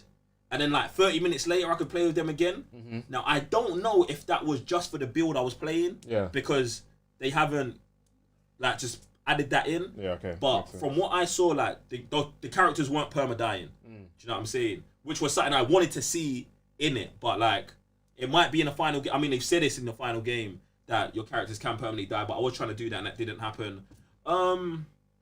That's another positive. What are some of the negatives? Could be overwhelming. It looks graphically, there's not big enhancements for me from what I've seen of it. But at the same time, I'm playing an early build of the game. Yeah. So the polish and all the other stuff might not have been fully complete yet. But from what I did play, it looks very similar to Watch Dogs 2, which is not a bad looking game at all, which is fine. But obviously, after coming off playing The Last of Us 2 and all these other games, I want some souped up graphics. And that might be in the final versions, not sure. But from what I saw, graphically, it's on par with the series. Yeah. So I thought that was fine. Gameplay mechanics were cool, man. I thought the only thing that was tough for me was that I was playing. So the way I played the game, like they didn't send it to me. Like you play it through a streaming service, and the game's configured for Xbox. Oh, okay. So I'm playing with a DualShock 4. But the prompts coming up on the screen for Xbox. So that took like maybe an extra 30 minutes. Why is this? Is triangle and stuff like that. So besides that, man, bruv, I kind of enjoyed the playthrough, fam. And like I said, after watching the new Avengers clips and stuff like that, it gave me a new perspective, innit? But yeah, man, it's alright. It seems like what you would expect from Watch Dogs on steroids, bro. Okay. Do you get what I'm saying? Yeah. Like, so if you're a Watch Dogs fan, I think you're gonna be very happy with this game. Do you know what I'm saying? The only thing is, I'm not sure of if you're not a Watch Dogs fan, if it's gonna draw you in. Okay. Do you get what I'm saying? Yeah. That's the thing and I think that's more to do with the character thing. Because in Watch Dogs 1 and 2, with the marketing, you promote it around the character. Do you know what I'm saying? Oh, you're I can't remember the dude's name from the first game, but you're Marcus in the second game. if you think the character's likable, you'll jump onto the game. And in Legions, because you can beat everyone, yeah, there's the possibility to market to everyone, but then you also lose that this is who you are, this is your mission, this is, you know what I'm saying? Yeah. So it's interesting. That part of it's interesting. Get me? But yeah, man, I'm gonna be getting the game. I was gonna say, because after playing the game and obviously your positives, negatives, what do you feel about day one, like purchase? If you wasn't, if you played 1 and 2, wasn't part of the cyber nerds, and then you've played or you've watched Joe's video and seen that the stuff on YouTube and stuff, would you? Okay, if you was 2 people, if you was the guy that was played 1 and 2, seen your video on YouTube, seen all the stuff on Ubisoft Forward, would you buy it day one? And if you're that guy who hasn't played Watch Dogs ever and seen all this stuff, would you still buy it day one? Oh, that's tough, you know. I think if you've watched the trailers, you watch my YouTube videos, or you watch content around it, you buy, and you're a fan of Watch Dogs, you buy it day one. You buy it day one. Get me? But if you're like new to the whole thing and this is your first Watch Dogs experience, I feel like you're potentially a bit more hesitant. Okay. Do you get me? Just because of how overwhelming it is. And this is what I'm saying. Like, when I think a couple of weeks ago we was talking about Watch Dogs 1 and 2 was on sale on the PlayStation Store. I would implore anyone who's not played the series to jump on one of these games so you know what you're getting, bruv. Do you know what I'm saying? Because Watch Dogs 1 and 2, I love both of those games, fam. And I feel like it's an easy evolution for me. Yeah. Do you know what I'm saying? To know what I could do in that game to what I could do in this game. And like I said, it might be overwhelming for a lot of people, bro. And there's so many different ways to play the game with the characters. Like, you might be even more lost because it's like, oh, who do I be? What do I want to do? Like, in the other games, there was a very linear, you are this dude, this is how it runs. Yeah. And you can play, there's different play styles, but you get the general gist of the dude. Oh, do you know what I'm saying? Cool. So there's that. How did you find the new evolution of London on this map? Like, I thought it was cool, bruv. I thought it was cool, but like it's definitely London, but it's a futuristic London. Yeah. Do you get what I'm saying? And it's like, it was cool, bruv. It was cool. It was London. Like, it was good to like drive around places that you know and see things. Like, anytime I saw something that I was like any train station, I was like, I need to investigate the train station and see what it's like. Boom, boom, boom. So it is good that it's in London. I don't know how many people really care about that kind of stuff. Do you know what I'm saying? Because it's like, you spend so many times in video games playing in other cities. Yeah. That when it's your cities, yeah, it's cool. But I feel like you get over that novelty pretty quick and you're just like, alright, I'm just playing a game. I don't know, because when I play something like Spider-Man, or they said that this is set in a real world kind of world. Obviously with Spider-Man, not only do you feel that character, but I do feel like I'm in like New York. Yeah. That kind of thing. So no, you do feel, bro, it's London, bro. I was about to say, so is that set in... bro, it's London. Correct? Yeah, okay, cool. It's London. Like, there's no qualms about it. There's no qualms that, like, it's London. Alright, cool. Like, bro, you know... You're driving down the street, bro, you see the underground, bro, it's London, fam. Like, that's all I wanted to there's hear. no trouble. Yeah. It's London. I don't know, I get those kind of quite... What movie you watched the other day? Was it like Bloodshot or something? Man said they're in London. Nah, they weren't in London, fam. They was not in London in Bloodshot. Qualms the hell out of me. I'm like... It's London easy. Don't tell me that kind of... Everything about it's London, fam. I think one of the weird things about the game, is that, because obviously, I think they said that every NPC has got, like, their own voice. Sometimes I feel like it's randomized, so sometimes you get weird voices, like the voices don't match the characters that are talking about them, but then at the same time, maybe that's me just having preconceived notions about how certain people look and how they should sound. So maybe that's actually a fault with me and not the game. Get me? Because, bruv, I met one dark-skinned brother, he had the maddest Irish accent, and I was like, fam, where is this happening? But then at the same time, someone could beat Joe and be like, bro, I met this dark-skinned brother with the maddest British accent, and I would be like, yeah, I am in the wrong here, innit? So I hear you now. That's actually kind of true, though. I think I saw a post about that on Twitter as well. What? About the wrong people having the wrong voices? No, there was this chick. She had an Irish accent. It's like, no, this doesn't suit. Yeah. Everyone's like, what they do? Yeah, but they exist, bro. Like, I was just saying, like, that's... Yeah, exactly. Get me? So even, like, I was having that issue with the game, but I was like, Joe, these people are real, exactly. and the Watch Dogs are actually representing them, which is a madness in the time we're in now, like, that they was ahead of the game, like. That's mad. So, yeah. Okay, but that did stand out to me, fam. But no, man, game was fun. Get me? I wish I had more time with it. Definitely. I wish I had more time with it, but it was cool, man. Was there any like kind of evolutions from like part 1 and 2 that was present or anything they've taken out and you're like, why is this no longer in the game?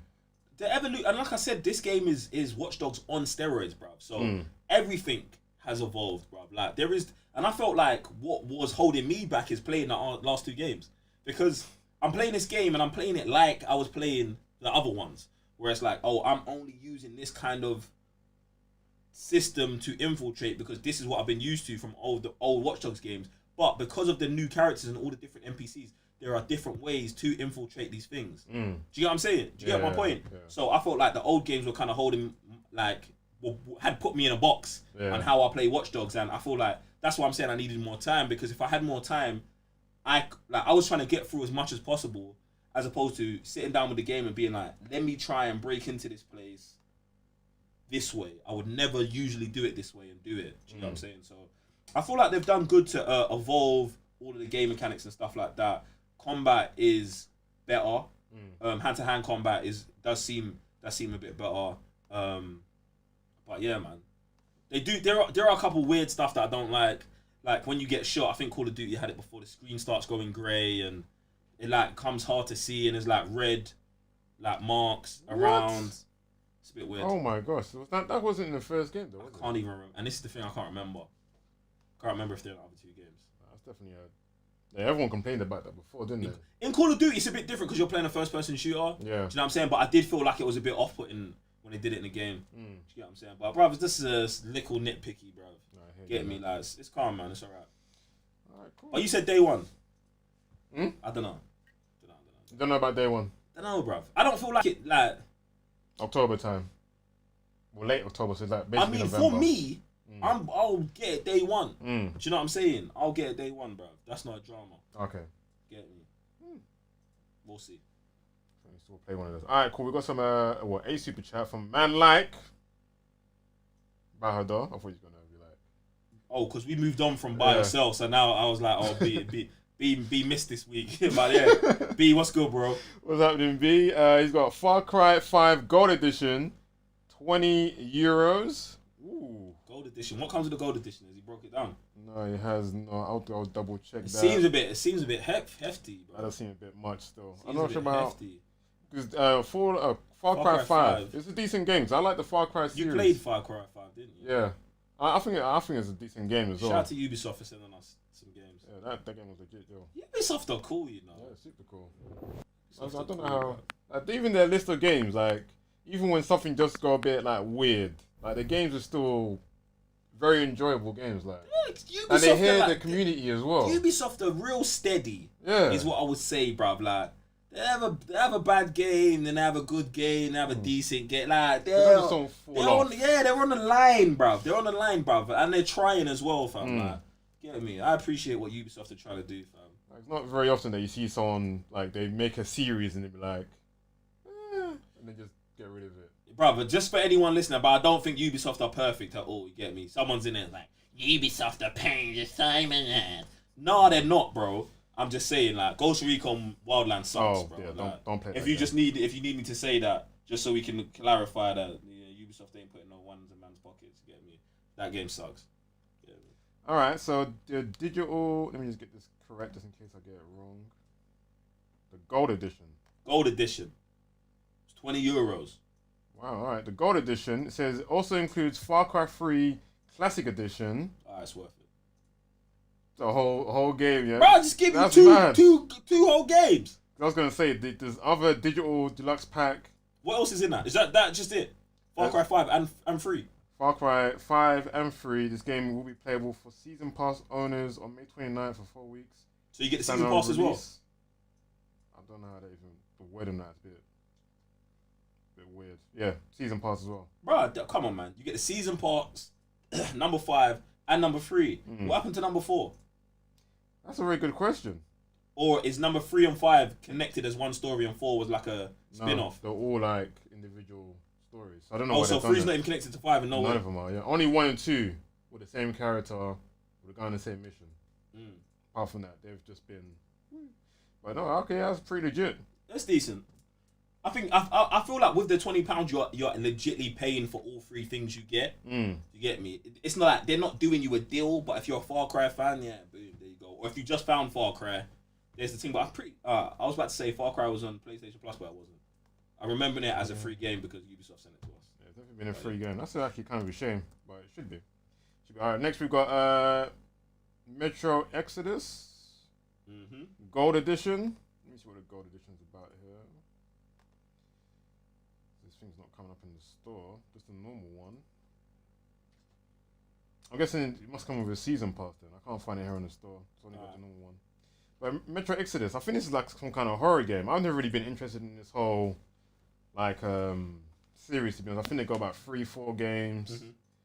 It's like the cold winter Fallout. So you live on the ground, you go up above ground to scavenge some stuff.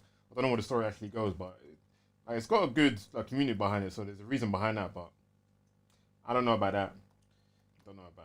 I don't even know what this game is at all, bruv. Never heard of it, never seen it. I'm pretty sure I've heard of it, fam, but games like Fallout, they're not for me. Like, I stay away from these kind of things. 22.74 euros. Oof. Don't know about that, B. First person. I don't know. Yeah, I don't know enough about this game to give you an honest answer. But to be honest, if B says it's a deal, I might believe him, bro, because he's up on these deal or no deals. Get me? Next we got Shadow of the Tomb Raider Definitive Version. Shadow of the Tomb Raider. I think I saw this. How much is it? $19.79. Yeah, it's too much. Definitely too much. That's the third one, isn't it? That's the third one, yeah. I saw this on sale and I thought about getting it, and then I saw the price. I was like, 20 quid for this? There's no way, fam. There's no way. It's probably going to pop up on PlayStation Plus in a couple months, guys. I'm letting you know that right now. It's going to pop up because they've had 1 and 2 on PlayStation Plus, haven't they? Yeah. Yeah, the third one's going to pop up maybe late this year. I'm guessing. In fact, how many months we got left? 6 months left? Yeah. Maybe later this year or next year. Next year, 100%. It's going to be on PlayStation Plus, so do not save your $20. There you go. So Devil May Cry 5 with red orbs, €20. We're throwing this €20 around kind of willy-nilly right now. We are indeed. Do you know what, yeah? I might sell all of these that B have done, taking one of those €20 and get all of the stuff that was on your $4 list. Oh my God. See, that's the thing. When you look at it like that, you're like, whoa, I can buy 5 games with that $20 for, bruv. See? That's why you gotta come here, fam, for the thing. That's why you gotta get those deals. The deals. Devil May Cry 5 is a good game. Yes, it's worth £20, but when Joe puts the stuff in like that, no. So what? I could get Uncharted, Doom, Batman's season pass, and Metal Gear. That's your $20. Like that. Yeah. I don't know. Like, what do you want me to tell you? Yeah. See, gotta come with the deals. What do you want me to tell you? Deals. But no, they're good games, but they're not good enough in price. That's why even with the PlayStation Plus store, I always wait till about 70 to 85%. I mean 80%. I've seen some games go to 85, but that's like super rare. But 80 is like the sweet spot, and then I just buy it then. But guys, listen. £5, man. We might have to write like a book on the PlayStation Store economy, bro. But yeah, guys. So mad still. Guys, if you got any other questions for Joe or want to talk about Watch Dogs Legion, are you buying it day one? You're thinking about it? Super chat the thing. Yeah, I'm expecting Watch Dogs questions as well. Like, jump in the chat. Like, are you guys excited for Watch Dogs? Are you not excited for Watch Dogs? Like, because, bruv, the thing with Watch Dogs is I know a lot of people are on this. I'll get Cyberpunk instead. And I feel like it's such unfair comparisons, bruv. Do you know what I'm saying? Because these games are not going to be similar at all. Also, third person, first person. I still don't even know where I fall on Cyberpunk. It's all mad, bruv. Yeah, I won't make that comparison. The comparison I would make is between Deus Ex to this and Cyberpunk. They're completely in the same lane. Wouldn't buy them twice, though. All right, cool. So we would move on to the next part of the show, which is Assassin's Creed. All right, Sam. So I'm now going to interview you. Hey. You played Assassin's Creed? I definitely did. Valhalla! Jeez. How do you feel about it?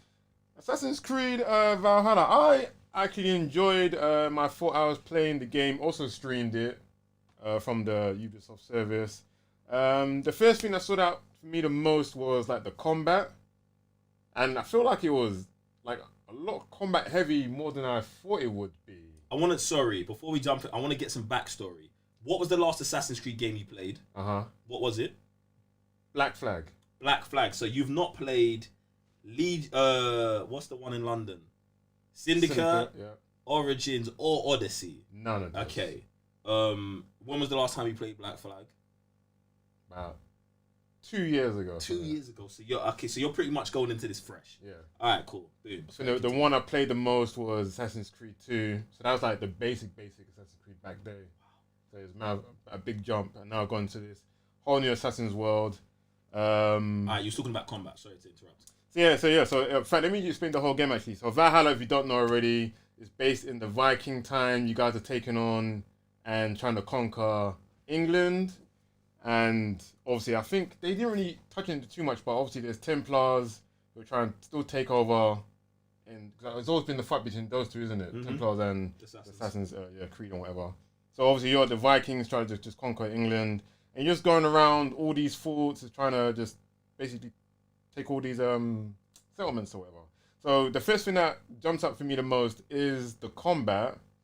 And that's what I like about it. Well, one of the things I like about it the most is where you can tell it to the way you play. So if you like, what we call it, you have like maces, swords, shields, hammers, axes, like, and you could have both in two hands. You could have two weapons, a pole arm, and I like that kind of stuff where if I like these two weapons, I'll play like that. Mm-hmm. If I want to be more defensive, I could be like that. And that kind of tailoring, I think that's going to be more in gaming, because sometimes, like, I think it's just from Detroit where we had two different gameplays, but it's the same game. Yeah. That level of distinctiveness needs to be happening more in gaming. So if I'm playing the whole game and I'm coming in two swords, I could do this. Obviously, it's not too different from your gameplay, but to say that you are now more defensive, I could watch your gameplay and be like, oh, that's a completely different way to watch the game rather than the way I play the game. Yeah. So it makes things a little bit more interesting. And I like that about Assassin's Creed. Despite having not that much choice, I would say, in the previous two iterations before it became more RPG-ish. Okay. Which is a bit crazy.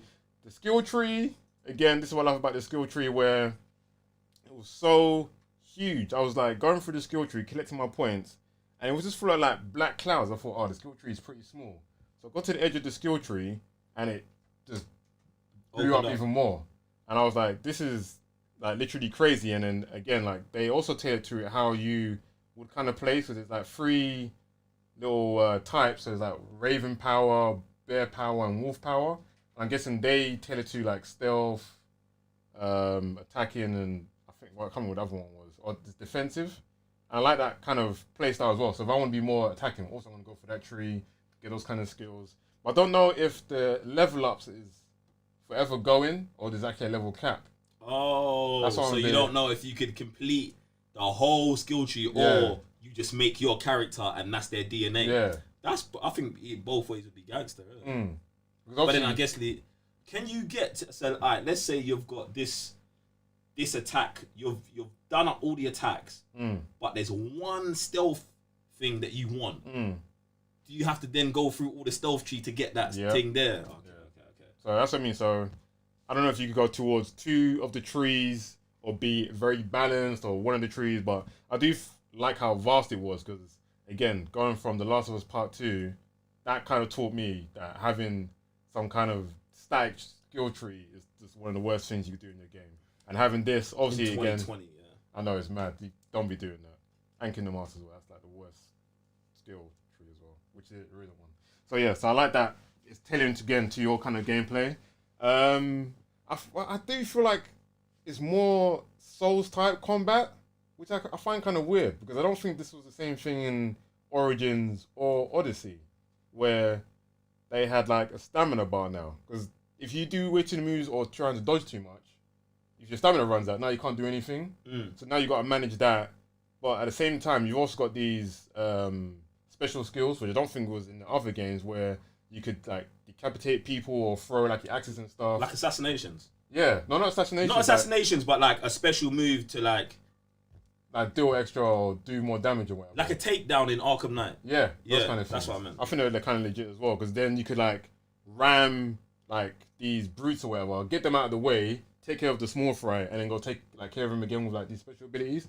So I thought that was pretty like legit. Like again, just the vast amount that they've done with the combat is mad, but it begs the question what they've done with the stealth, and why. That's why I feel like gaming's kind of gone mad nowadays, because stealth hasn't upgraded in any kind of game, especially in Assassin's Creed, where I fall back to it was a stealth game. Like you used to go around, you used to hide with the crowd and stuff, get to your assassination target, and then be out or whatever.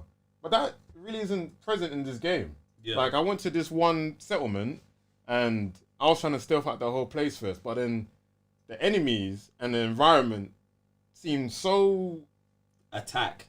No, like I couldn't tell the difference between the two. What do you mean between the colors? I couldn't see them in the the color of the environment, and the enemies didn't different any between each other. So I thought that was kind of weird. So it made it very hard to stealth, even though there's like bushes and stuff to hide between, and you got like arrows and whatever. But I'm like, we've been doing this for. I'm not saying Assassins is the pioneer of stealthing. Yeah. But at the same time, you've upped your combat so much.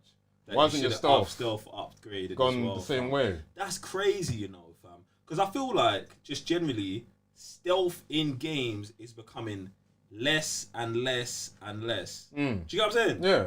Which is weird. I know. Which is well, weird. people want it in their games though. Except for The Last of Us 2, which I feel like stealth is amazing. Yes, that's what I mean. Like they've done that pinnacle of stealth, but they're not.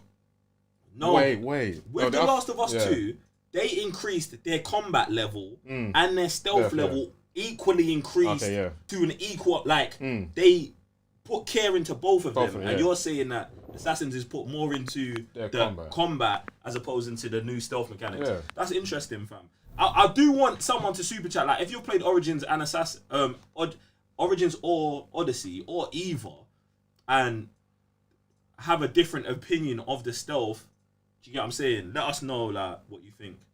Obviously, I'm trying to keep in mind it's like an early build, so like even with the early build, I wasn't too like I didn't feel like this is like an alpha build or whatever. I feel like you had to add more polish, and I'll see that at the final game. But at the same time, I was like, if they was released this today, it's good. Yeah, I feel like it's a good build still. But yeah, just the whole stealth thing, I was like, that needs work.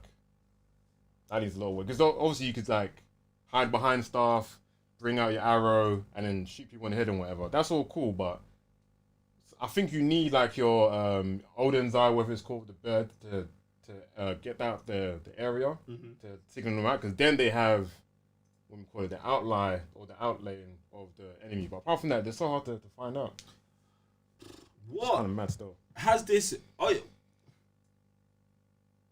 Is this gonna make you buy Valhalla? Will you play Valhalla? Will this get you into Assassin's Creed? Yes or no? Yes. Boom. All right. Cool. But not because it's Assassin's Creed. Why? Because of the Viking lore. So you're not about the Viking thing. Oh, you're not about the assassin thing. You're about the Viking thing and the combat. The reason why, because that is when I played the game, barely anything is to do with Assassin's Creed anymore. Okay. There's no you wear a hood. You can go into like settlements and then come and conquer the place, but everything seems so combat eccentric. I was like, where's like you don't even go assassinate a target in any of your missions here. You go take over a siege, you're on a boat, you break down walls and stuff. You're being a Viking, but you're not being an assassin. So I was like, why would you? This is what my point is always like. Oh yeah, now you're going to Egypt in Origins. Now you're going to be in Rome in Odyssey. Now you're being a Viking in Valhalla. These are not for me Assassin's games. They are just area games. Yeah, like, this is just a game. Time period. Yeah, time period. Okay. Yeah. Okay. So I'm like, obviously this is just like this is just an early build. I took that into consideration, but I feel like where's the Assassin's Creed part in these games rather than this is just Valhalla or I don't know whatever title you want to call it, Valhalla, subtitle Valhalla. It's kind of mad. Like I feel like they could have gone a whole new IP with this, making it more RPG-ish with all these timepieces rather than it's Assassin's Creed, but now you're a Viking. So then, what do you think that they should make another Assassin's Creed proper where stealth is the main thing? Yeah, like cut all this RPG stuff out. Obviously, still make it around You're talking about go back to Assassin's Creed 2 Around make time, that game in 2020, yeah, and then still have the Valhallas and the Odysseys yeah. as a Valhalla and Assassin's Creed story. Make all those characters meet up. And then you have the timepieces in Assassin's Creed 2 up to Syndicate? Syndicate, yeah. Syndicate was like the last one before they went to RPG-ish. Yeah, so up to that timeline, have those characters all be in the same like lineage or something. And then, separate them, because now it's just like, I'll buy this, but not because it's Assassin's Creed, because I'm enjoying the gameplay of being a Viking. Yeah. Alright, cool. Which is kind of bad, but... So then, does it make you want to go back and play Odyssey and Origins at all? Yeah, most definitely. I do enjoy what they're doing with this kind of gameplay and stuff. And I can only imagine what they feel like, we haven't done, or we thought we could do better at this, and this. So I feel like I would play one of those games first and then play this. But even then, I'm even looking to go back and play other Assassin's Creed games and see how much they have changed a lot. But they should definitely start separate the two IPs. What I don't like about Valhalla is, like, they've done some madness. One, your horse has stamina. Okay, Red Dead thing. But then you could feed your horse to continue the stamina or give it power-ups or whatever have you. Red Dead, yeah. I have never seen a horse get tired in any other game and you can't do nothing about it. In Valhalla, there's nothing. You're riding your horse. It's just tired and it's tired. Yeah. So unless you get some magical horse where stamina is unlimited, or it can fly or some madness, where you get Odin's unicorn or something, like you got like a what do you call it? A mount that gets tired. I think that's kind of mad. What else is kind of crazy as well? There's something else that's kind of just that stealth needs to. It's not stealth. Like you got stealth in this game, but you want the combat to be so good, which you're gonna get to anyway. Where the stealth is just stealth is there. It's optional. You don't need it. Alright. Bit mad. But no, I enjoyed the game, man. I enjoyed the game, so I'll definitely play it at one point. And I do like these mysteries that they've included. So, like, there's going through the whole map. The map is actually kind of bare. That's another thing as well. The map's actually kind of bare bones. Again, it is a like alpha build, so I'm not gonna put too much in. But there's so much gap in between everything. Like, there's no enemies in between. There's little settlements and stuff, but you gotta get there first. Yeah. If this map is as huge as they say it is, they need little anything, encounters or something to get between each point. It's just gonna get boring that your horse runs out of stamina. In between, is there fast travel? There's fast travel, yeah. But you gotta take over those places first, as per usual. Nah, cool. Yeah, those are my little gripes with the game. That's what's up, man. I mean, so you recommending it day one? For anyone who has liked Odyssey or Origins, I can imagine the actual natural progression to buy this game. So yeah, if you like those, it's definitely day one for you guys. If you like the Viking lore, that kind of thing, and you like the combat of like Souls games, not as difficult, but it is there. The combat will intrigue you, but it's the little bits in between that might bore people. Even the story as well. The story is just a bit basic. It's just mad basic. So, yeah. I won't say day one, but it would be interesting for those guys. Alright, cool. Yeah. Hey, is that you done with Valhalla? I would say so, yeah. I'm ready for the main event of the evening. Guys, if you got any more super chats about Valhalla, Watch Dogs, or our main event, Ghost of Tsushima, make sure you go into the super chat. Super chat your things there. We'll be talking about everything in life. But yes, like Joe said, main event right about now. The review of Ghost of Tsushima. Spoilers. So if you haven't completed the game, or you just want to, touch these subjects, you've been warned. Take it away, sir. Me take it away? I thought, it's going to say someone dies. That's what you... I mean... Come on. Nah, bro. Nah, we already spoke about this, Raven. We already spoke about this. So basically, depending on what you do... Got 4 heads on the side. I told this. You want to walk out the room? The uncle dies. Alright, Raven, it's done. Man, still. I think I heard it. The uncle dies. Nah, it depends. Yeah, it depends on what you do. You already knew that. It depends on what you do. Alright, cool. Let's start with the story Tsushima! and characters of this game. I was about to die for sure. Like stories and character. Yeah, stories and characters. What do you feel about the story and characters of Tsushima? Bruv, it's just not as peak as I wanted it to be. I feel like the story and characters in the game, all predictable. Very. All predictable, all basic. Like, there's no real depth to these characters, bro. It's like they try their hardest, bro, to make you feel something about the character. But you know what character I like the most? My horse, Nobu, that they then killed for no reason. Oh shit, not the horse. Bro, for no reason. Not the horse. Bruv. That's the best horse you've ever had in the game, bro. Do you know what? You whistle, Don't. It's a mystical creature, bro. Bruv. Don't. Listen, Sam, I do you know hate what? this Yeah, I got reports of what you did. Yeah, after your horse died. Yeah, Right. and what happened was I thought about doing the exact same thing. Like, fuck it, they killed Nobu. I was pissed, bro. You got your horse Nobu? Yeah. Same man. Alright, so I called my horse Nobu, who died, yeah, and I was like, no, I'm not riding a horse again. I was saying this in my head, but then I was like, bruh, the map is so big, I'm not about to run 2,000 kilometers, bro. I ran it. And then obviously I was trying to like get through the story mode, so I was just like, bruv, I'm gonna ride this scraggy nag, bro. That's what I call it. I'm gonna ride scraggy nag to the other way, bruv. And then they give you a new horse. Like, the thing about this whole scene is they kill your horse for no reason. For no reason. Or it plays no part, like, except for you being pissed off. Like, it was the biggest death of the game for me. Yeah. Except for maybe, it was bigger than Eunice, brother. Then Tucker. Oh, When Tucker that died, was Tucker dying was peak. But you knew Tucker was gonna die. The second you met Tucker, you was like, he's dead, bro. He's a goner, bro. Like, everyone knew. So it's like, the story was so predictable for me that I did it like, it just, you can't get drawn into stories that are that predictable. Yeah. Do you get what I'm saying? So I really struggled. Like, at the end, when I fought the Khan, I was just like,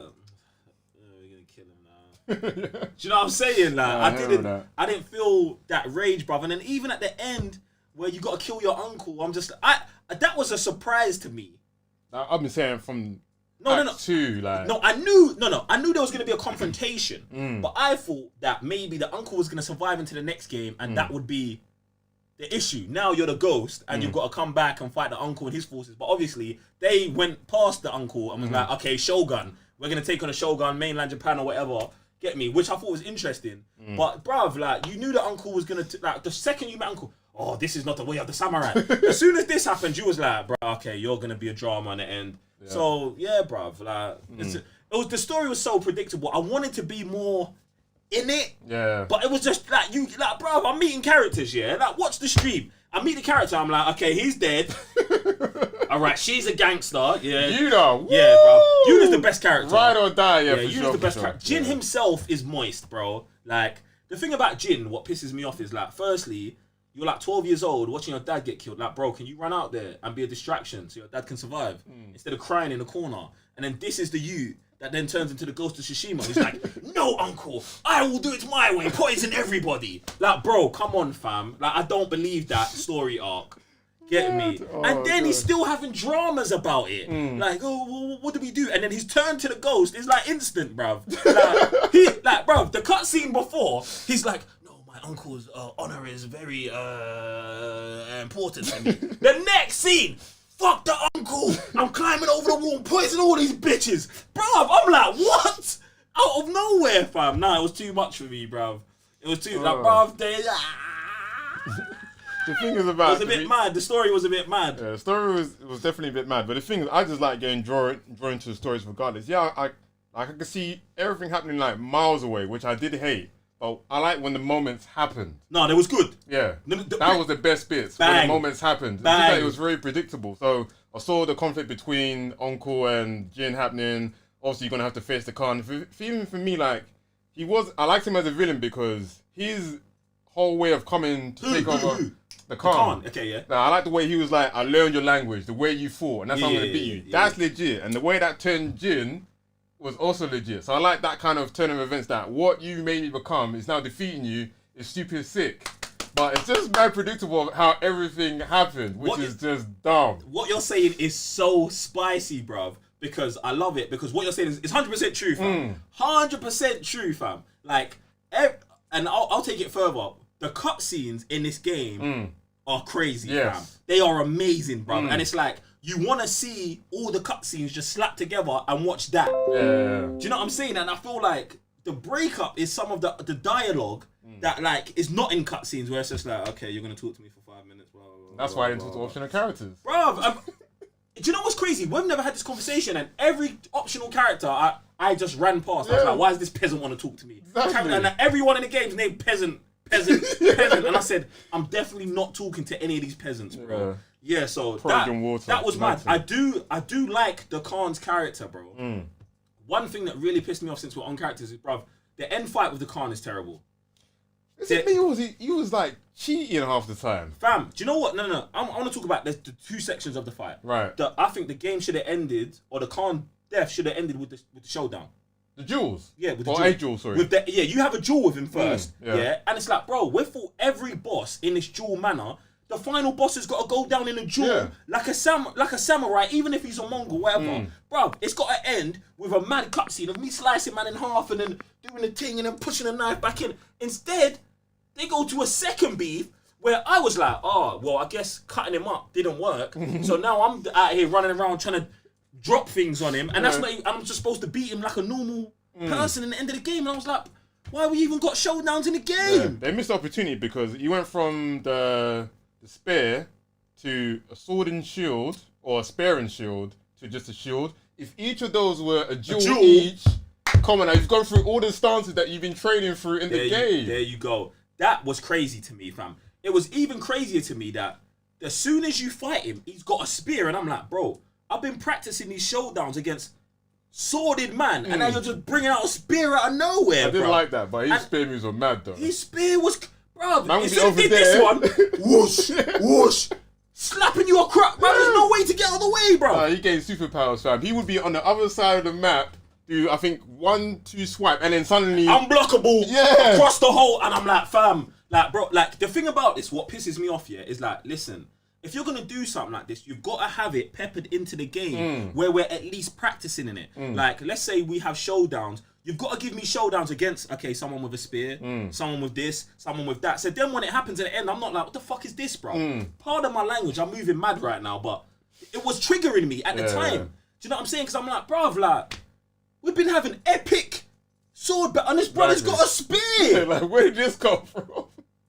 But then someone's going to be like, well, he's not a samurai. I get that. But, bro, at least throw a couple baby mongrel bosses in earlier that have baby spears or something like that. Like, you can do it, bro. Like, it makes sense. And it would have been better, like I said, if they had every single duel that you've been practicing against for every single stance. So if there's a guy with a sword and shield, you've been practicing against that. If there's a guy with, obviously, swords have done that.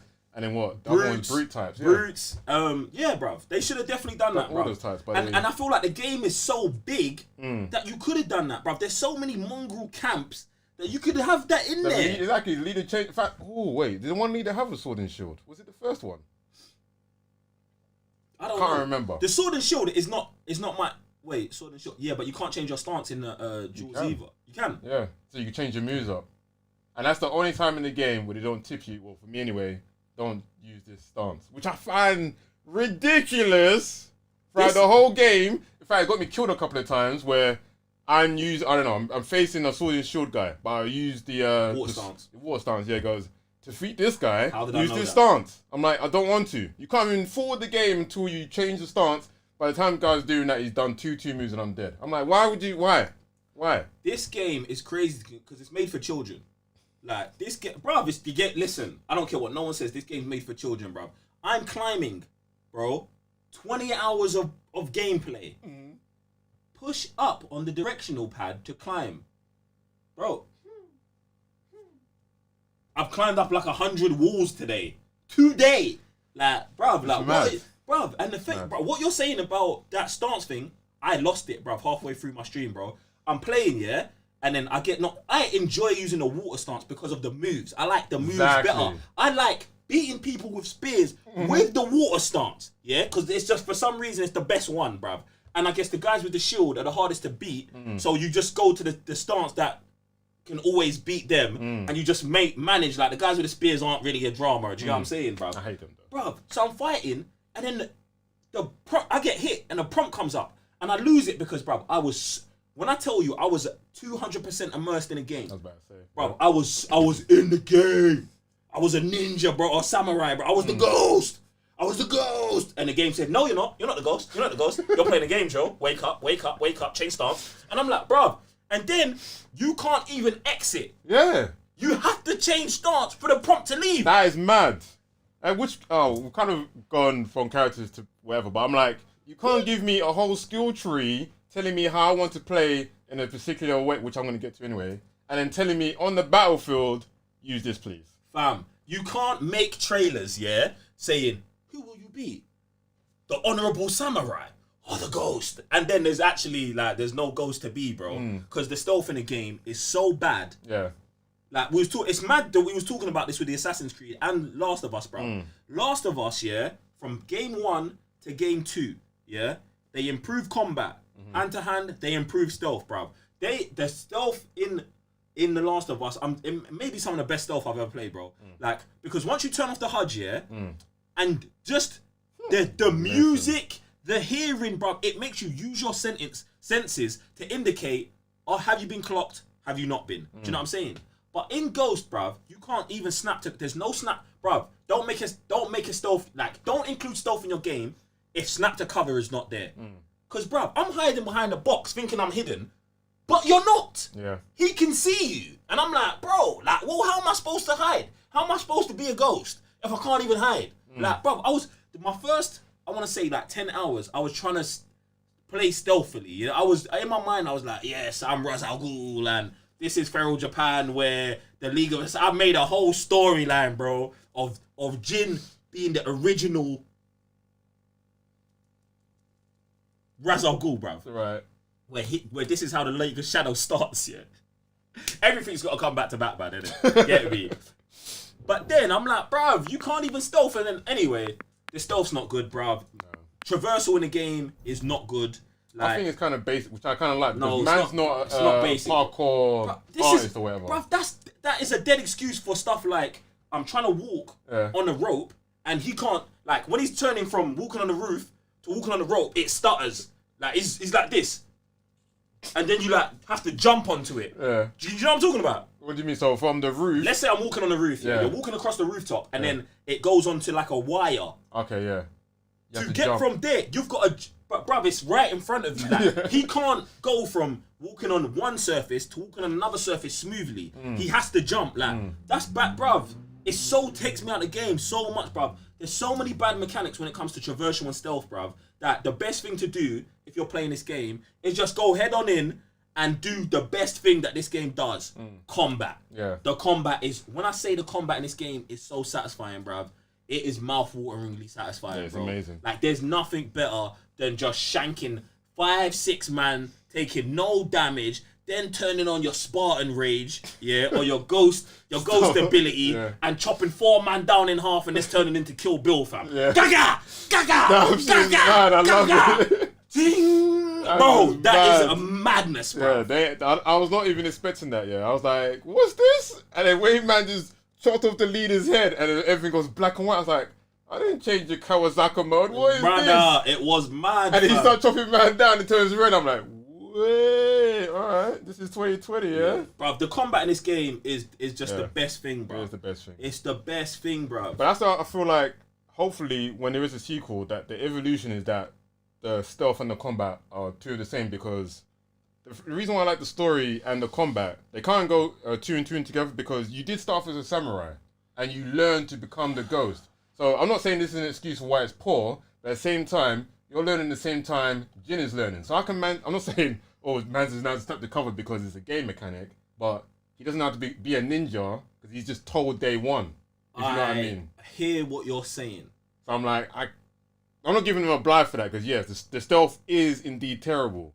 But I felt like the more the game went on and the more mechanics you go over the game, I feel like it became easier to stealth rather than... No.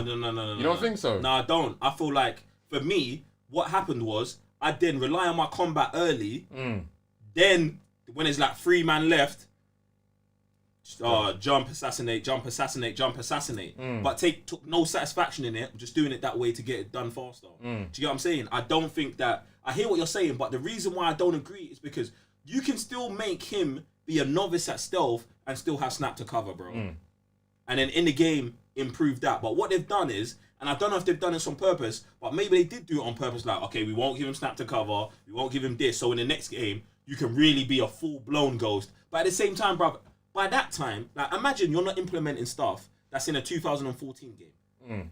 When you implement it in 2024 or 2023, whenever the next game comes out, bruv, that's gonna then be outdated as well. And like someone could be like, well, they only gave Ellie jumping in The Last of Us 2, but you could still jump as Joel, and Joel was the main character. Do you know what I'm saying? So it's a bit different for me. But I felt like the stealth and the traversal and the whole tutorial thing never, bruv, imagine you're in the third act.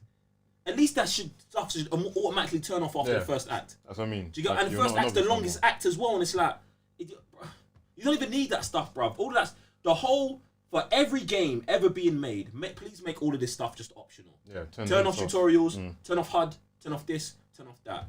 I think there's two things that shine through for me, maybe three things that shine through in this game: combat, cutscenes, and photo mode. That I never used.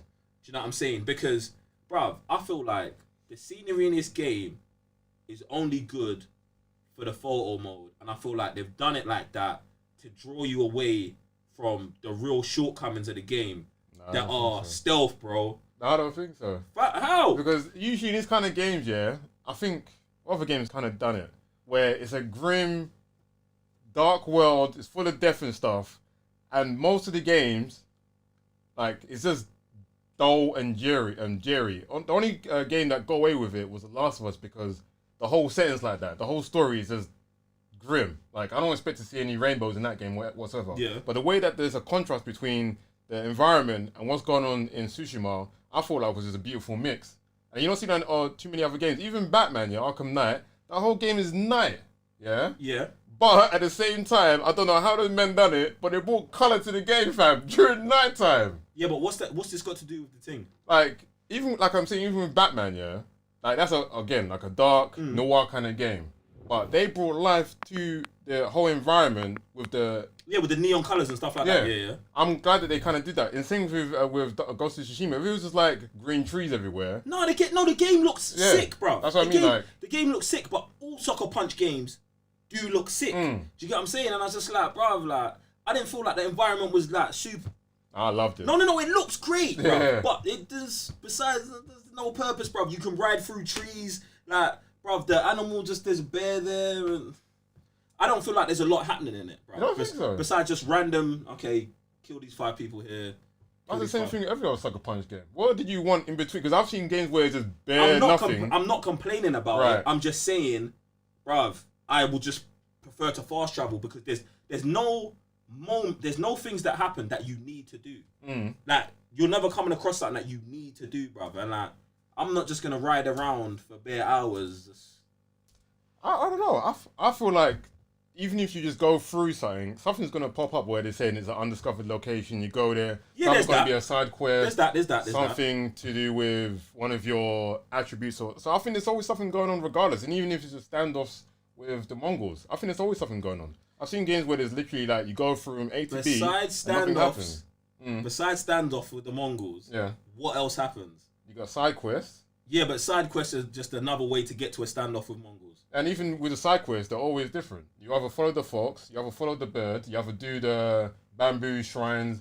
Bamboo shrines were alright, fam. They're a bit tough still. Yeah, they're super tough. I hate them. Or you got the moments where at least you go into the porting and then you reminisce about something. I even like that. Like, it breaks up what happens in the game. And even the haikus as well, where you're like, I'm doing a poem. Oh, no, that stuff's cool, bruv. I hate water, but today I love the sky. Bruv. And now I am at peace. That stuff is all legit. All of that stuff's cool. But I would prefer better stealth. Yeah. Like, you would trade all that stuff for better stealth, no? I mean, I got the combat, so I'm cool with it.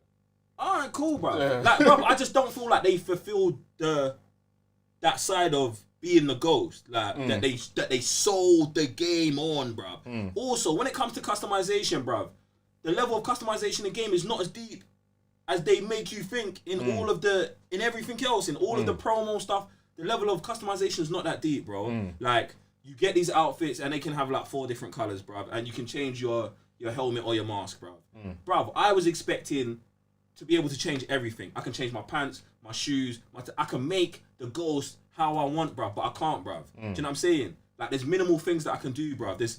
There's a number of combinations that you can have, bruv. It's not unlimited, fam. I felt like that could have been better as well, fam. Also, cosmetics are also linked to buffs, which is terrible, bruv. That was a bit dumb. I lost to the final boss, yeah. I lost to him like 5 times in a row because I was wearing the ghost outfit. And I was like, why am I wearing a ghost outfit? This doesn't help me with any kind of combat. I take that off, put on a samurai outfit, which is like a 40. You damage is increased heavily. Bro, finished him first time. And I was like, why are you giving me the ghost outfit with these dead buffs, bro? And want me to use it when there's an easier way? Do you know what I'm saying? Like, it doesn't make sense, bruv. So I just didn't like the whole customization thing. It's just not as good as it's supposed to be, bruv. I just felt like there's so many things in this game that didn't deliver, bruv. Do you get what I'm saying? Oh yeah, the customization was good and bad at the same time, because having each outfit tied to what it can do was a bit mad. Because then you should have, again, you got charms, which are obviously just separate, which was good. But then you should also have, I don't know, whatever that was separately as well, rather than linked to each suit. So that was a bit crazy. But I did like the customization where they gave you like helmets, masks, and a whole outfit. That's all legit. But the thing I didn't like the most is it was like the gadgets were too much. Or was that just me? They gave you 2 arrows, and then suddenly you got, 3 ammo types? Why don't they just give you 1 arrow? Do 3 armor types. Like, what was the point of me having to switch between a light bar arrow and then a heavy one to do 2 different ammos? The reason I give that a blight is because in that culture, that might be an actual thing. If it's an actual thing, I'm not going to beef it. Do you get what I'm saying? But when you said you've got too much gadgets, I feel like you're right, and I used no gadgets besides the ninja stars, really. Like, I used the ninja stars and the swords, and that was it. That's what I mean. Bruv. Like, I never really needed, used it. Like, why would I throw the smoke on the ground and then disappear? That's what's crazy, because obviously they switched it between ranged and combat style. So anything in ranged, especially on whatever difficulty I was playing on, I felt like I had to use every single my arsenal to make sure I was getting upper hand. So I would throw smoke, everyone would be like, oh, what's going on? So I could start assassinating people, and you could also bring back health. But when it comes to ranged stuff, it felt so cumbersome to go between throwing like a weather bomb that and then changing to an arrow. Yeah. I'm like, that's all mad, especially when, I don't know, I wanted to do all that in combat, but I couldn't. And then, then I think even in throwing stuff, you can get, I don't know, something that could blow everyone up, everyone could get everyone's attention, and then everyone could get one attention. I'm like, why is that separated? That's all mad. Then you got a bow which only does 1 arrow, then you got a bow that does a heavy arrow and explosives. I'm like, all right, that's a bit much as well. And then you go to combat where you can do sticky bombs, kunais, smoke bomb. I swear there's something else. I'm like, this is a lot. And then you got stances on top of that, which I don't mind, but I think then you got hints thrown at me. You should be doing this instead of this. But you're not telling me to use this when I'm going to be doing this. Like, make up your mind. I think that I hear what you're saying with you've got lots of options. And I don't think that the options are bad. I think the options are good because obviously it gives the players ability to play bare different ways. Like, someone will use the smoke, someone will use this, someone will focus heavily on bow and arrows. I also think the way they laid out the controller was very good for switching all of it. But I feel like people would find the way they play and then just stick to that, much like you did, much like I did. Like, I always like using bow and arrows and explosive arrows and stuff like that. And I felt like that's what I was doing in the game, as well as just leaning on the combat. But, bruv, I just feel like it didn't live up to my expectation of the game. And also, because I'm a huge fan of Soccer Punch games, it hurts my feelings that, like, I'm like now thinking, raw, if they did another Infamous game, maybe it would be better. Because obviously this is their first attempt at an IP what focuses on stealth. Do you know what I'm saying? In all the other games they've done, like, combat is also a thing, always a thing they do well. Do you know what I'm saying? Range combat, close together combat, that's in all the other Infamous games. But stealth is something they've never really touched on. I feel like maybe it's that the issue with the stealth, that they don't have those stealth specialists to come in and plug those things into the game. So I wondered about that, man. But overall, man, it's a good game, bruv. You know what I'm saying? Yeah. It's a good game. I would recommend it. I wouldn't recommend people. Obviously, that's come and gone, like the day one thing. I wouldn't recommend people day one in it, but I'll just say like, yeah, man, if you're into the samurai world and you like it and you want like a throwback to like games like Tenchu and stuff, like, yeah, man, get the game, bro. But this game is not like some mind-blowing thing that you need to play. Do you know what I'm saying? But it's there. I feel like when we're talking about PlayStation exclusives, I'm putting The Last of Us 2 and God of War on that elite tier, and I'm putting Ghost of Tsushima here with Days Gone. Do you know what I'm saying? A good open world experience that you can play, and there's snap to cover in Days Gone. So all you man out here who are chatting crap, playing some games, get me? So there's snap to cover there that you could roll with. So I feel like that's, do you know what I'm saying? Ghost of Tsushima is definitely not a top tier PlayStation exclusive, bruv. It's definitely on that Days Gone tier, bruv. Yeah. Do you know what I'm saying? You hit the nail on the head, because I was thinking about this game as well. I was like, this is a good game. Like, if you're seeing gameplay or you've been thinking about it, or it's your kind of world with the samurai, I say go buy it, whatever the price is suited to you. But at the same time, it doesn't hit the levels where I thought the expectations were at. Like, story, predictable, you know what's going to happen, yet enjoyable. Doesn't top the levels of something like God of War, where, bro, you're mind blown.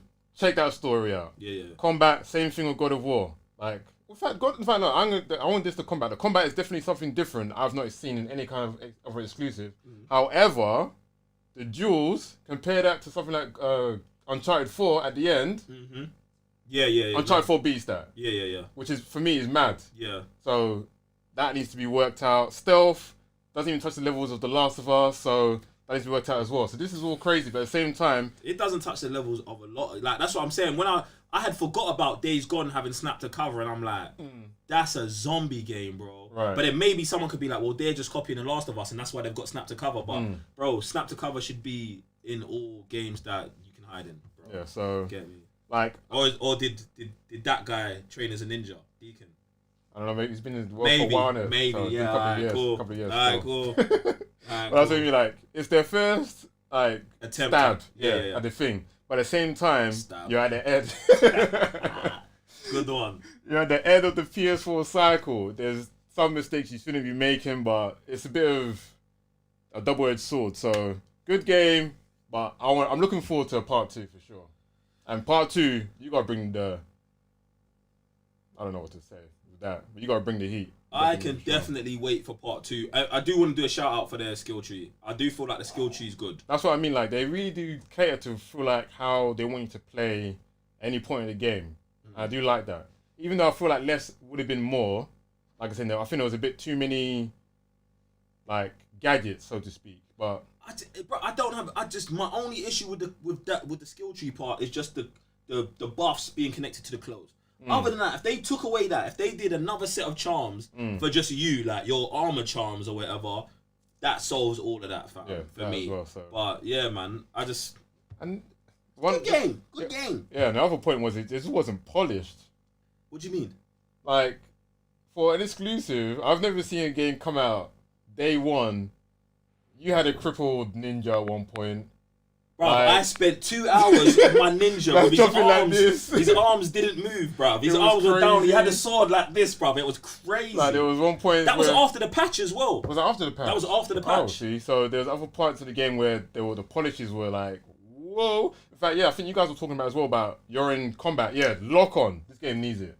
I still feel like it needs it. I still disagree that the game don't need lock on. Because I feel like I'm going to aim to someone, but since there's no actual indication of my character saying it's over here, when I'm aiming over there, even though it said that aim your L stick towards that, it goes elsewhere. You know what? Yeah, I agree. The thing is, what's crazy, Sam, is that in games with lock on, I never lock on. Like, if you watch my playthrough of Jedi Fallen Order on the YouTube, all the comments are, Joe, you need to lock on. You need to lock on. I don't like that you have to focus here, bruv. I don't like that, bruv. Like, I just don't like it generally. So in this game, there are times where it's like, oh, I wish he did keep his focus here, but I like the fluidity of not being locked up. Because, bruv, there's nothing more annoying to me than when I lock on with someone and like someone hits me from the side, bruv. Right. Like, I just want to be able to freely move how I would in real life, bruv. So I feel like that part's good, bruv. Like I favor the whole no lock on thing. Bruv, you shouldn't have lock on in games, bro.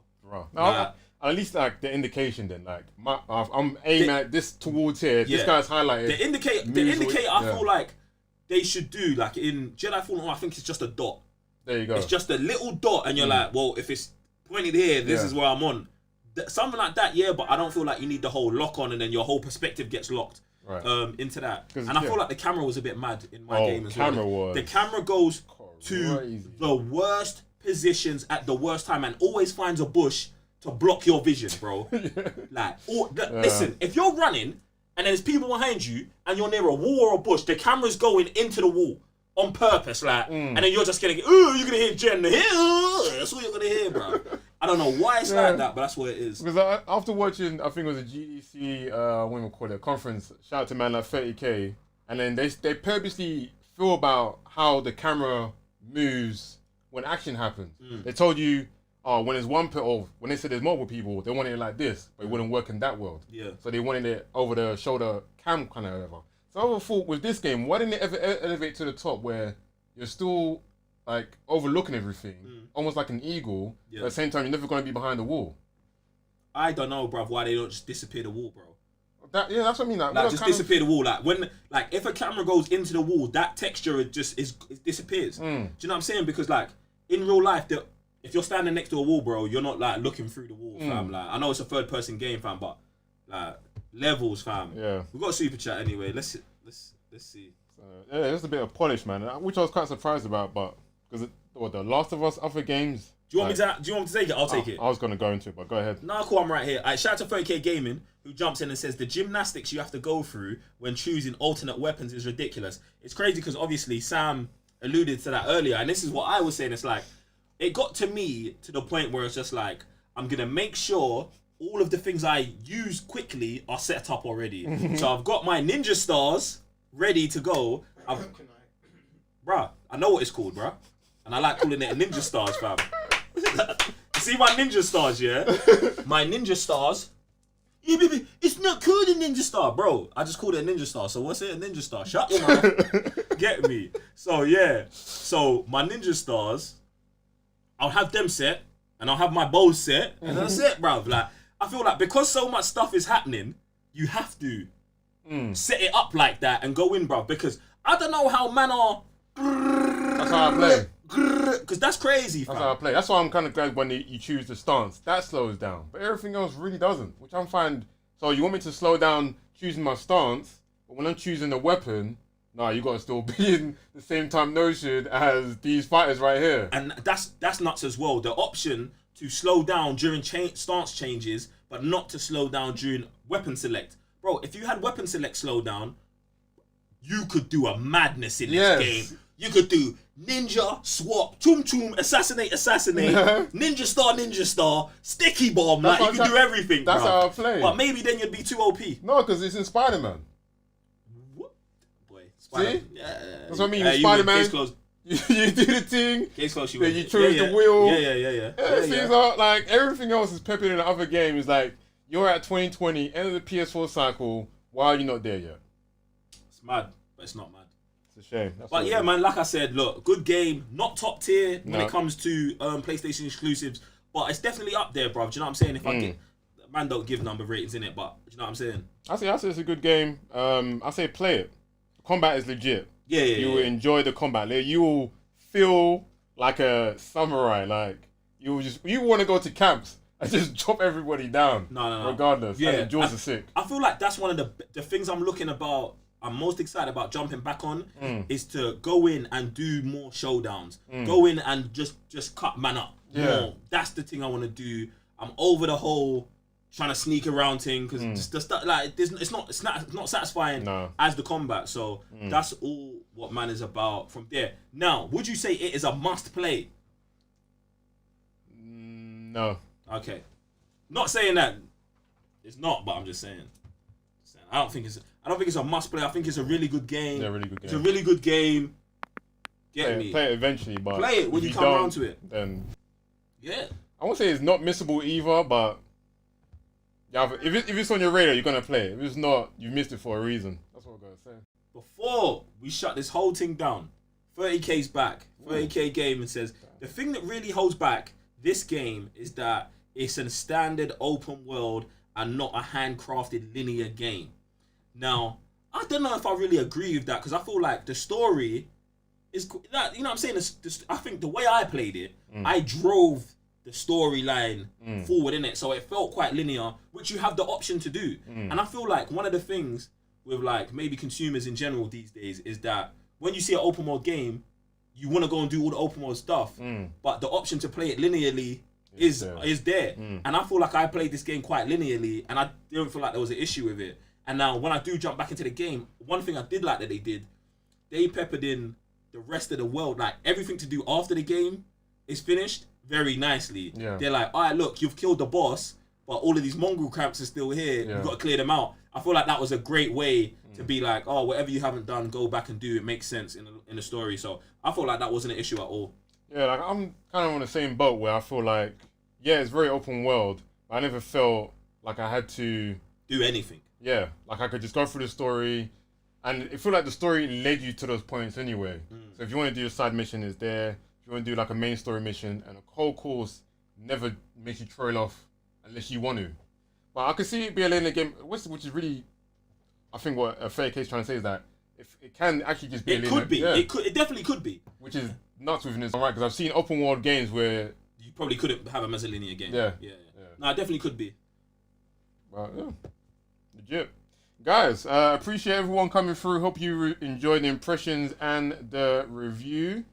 Shout out to everybody in the chat. Shout out for everyone in the super chat. Shout out to all the YouTube members. Guys, if you haven't already, man, go over to Community Wall if you're a YouTube member. All the videos from...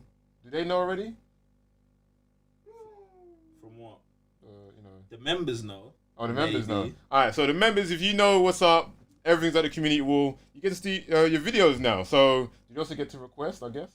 You do get to request now if you are a YouTube member. There you go. Your rights have now been extended. Do you get me? So you can get more perks and more perks becoming a YouTube member. But obviously, if you want all of the perks, patreon.com/thecybernerds. Ladies and gentlemen, this has been Free DLC, our PlayStation podcast, and we will see you next Sunday for the TCM podcast, and 2 weeks from now for another episode of Free DLC. I'm Joe, one further the Cybernerds. So I'm Mr. Blitztech.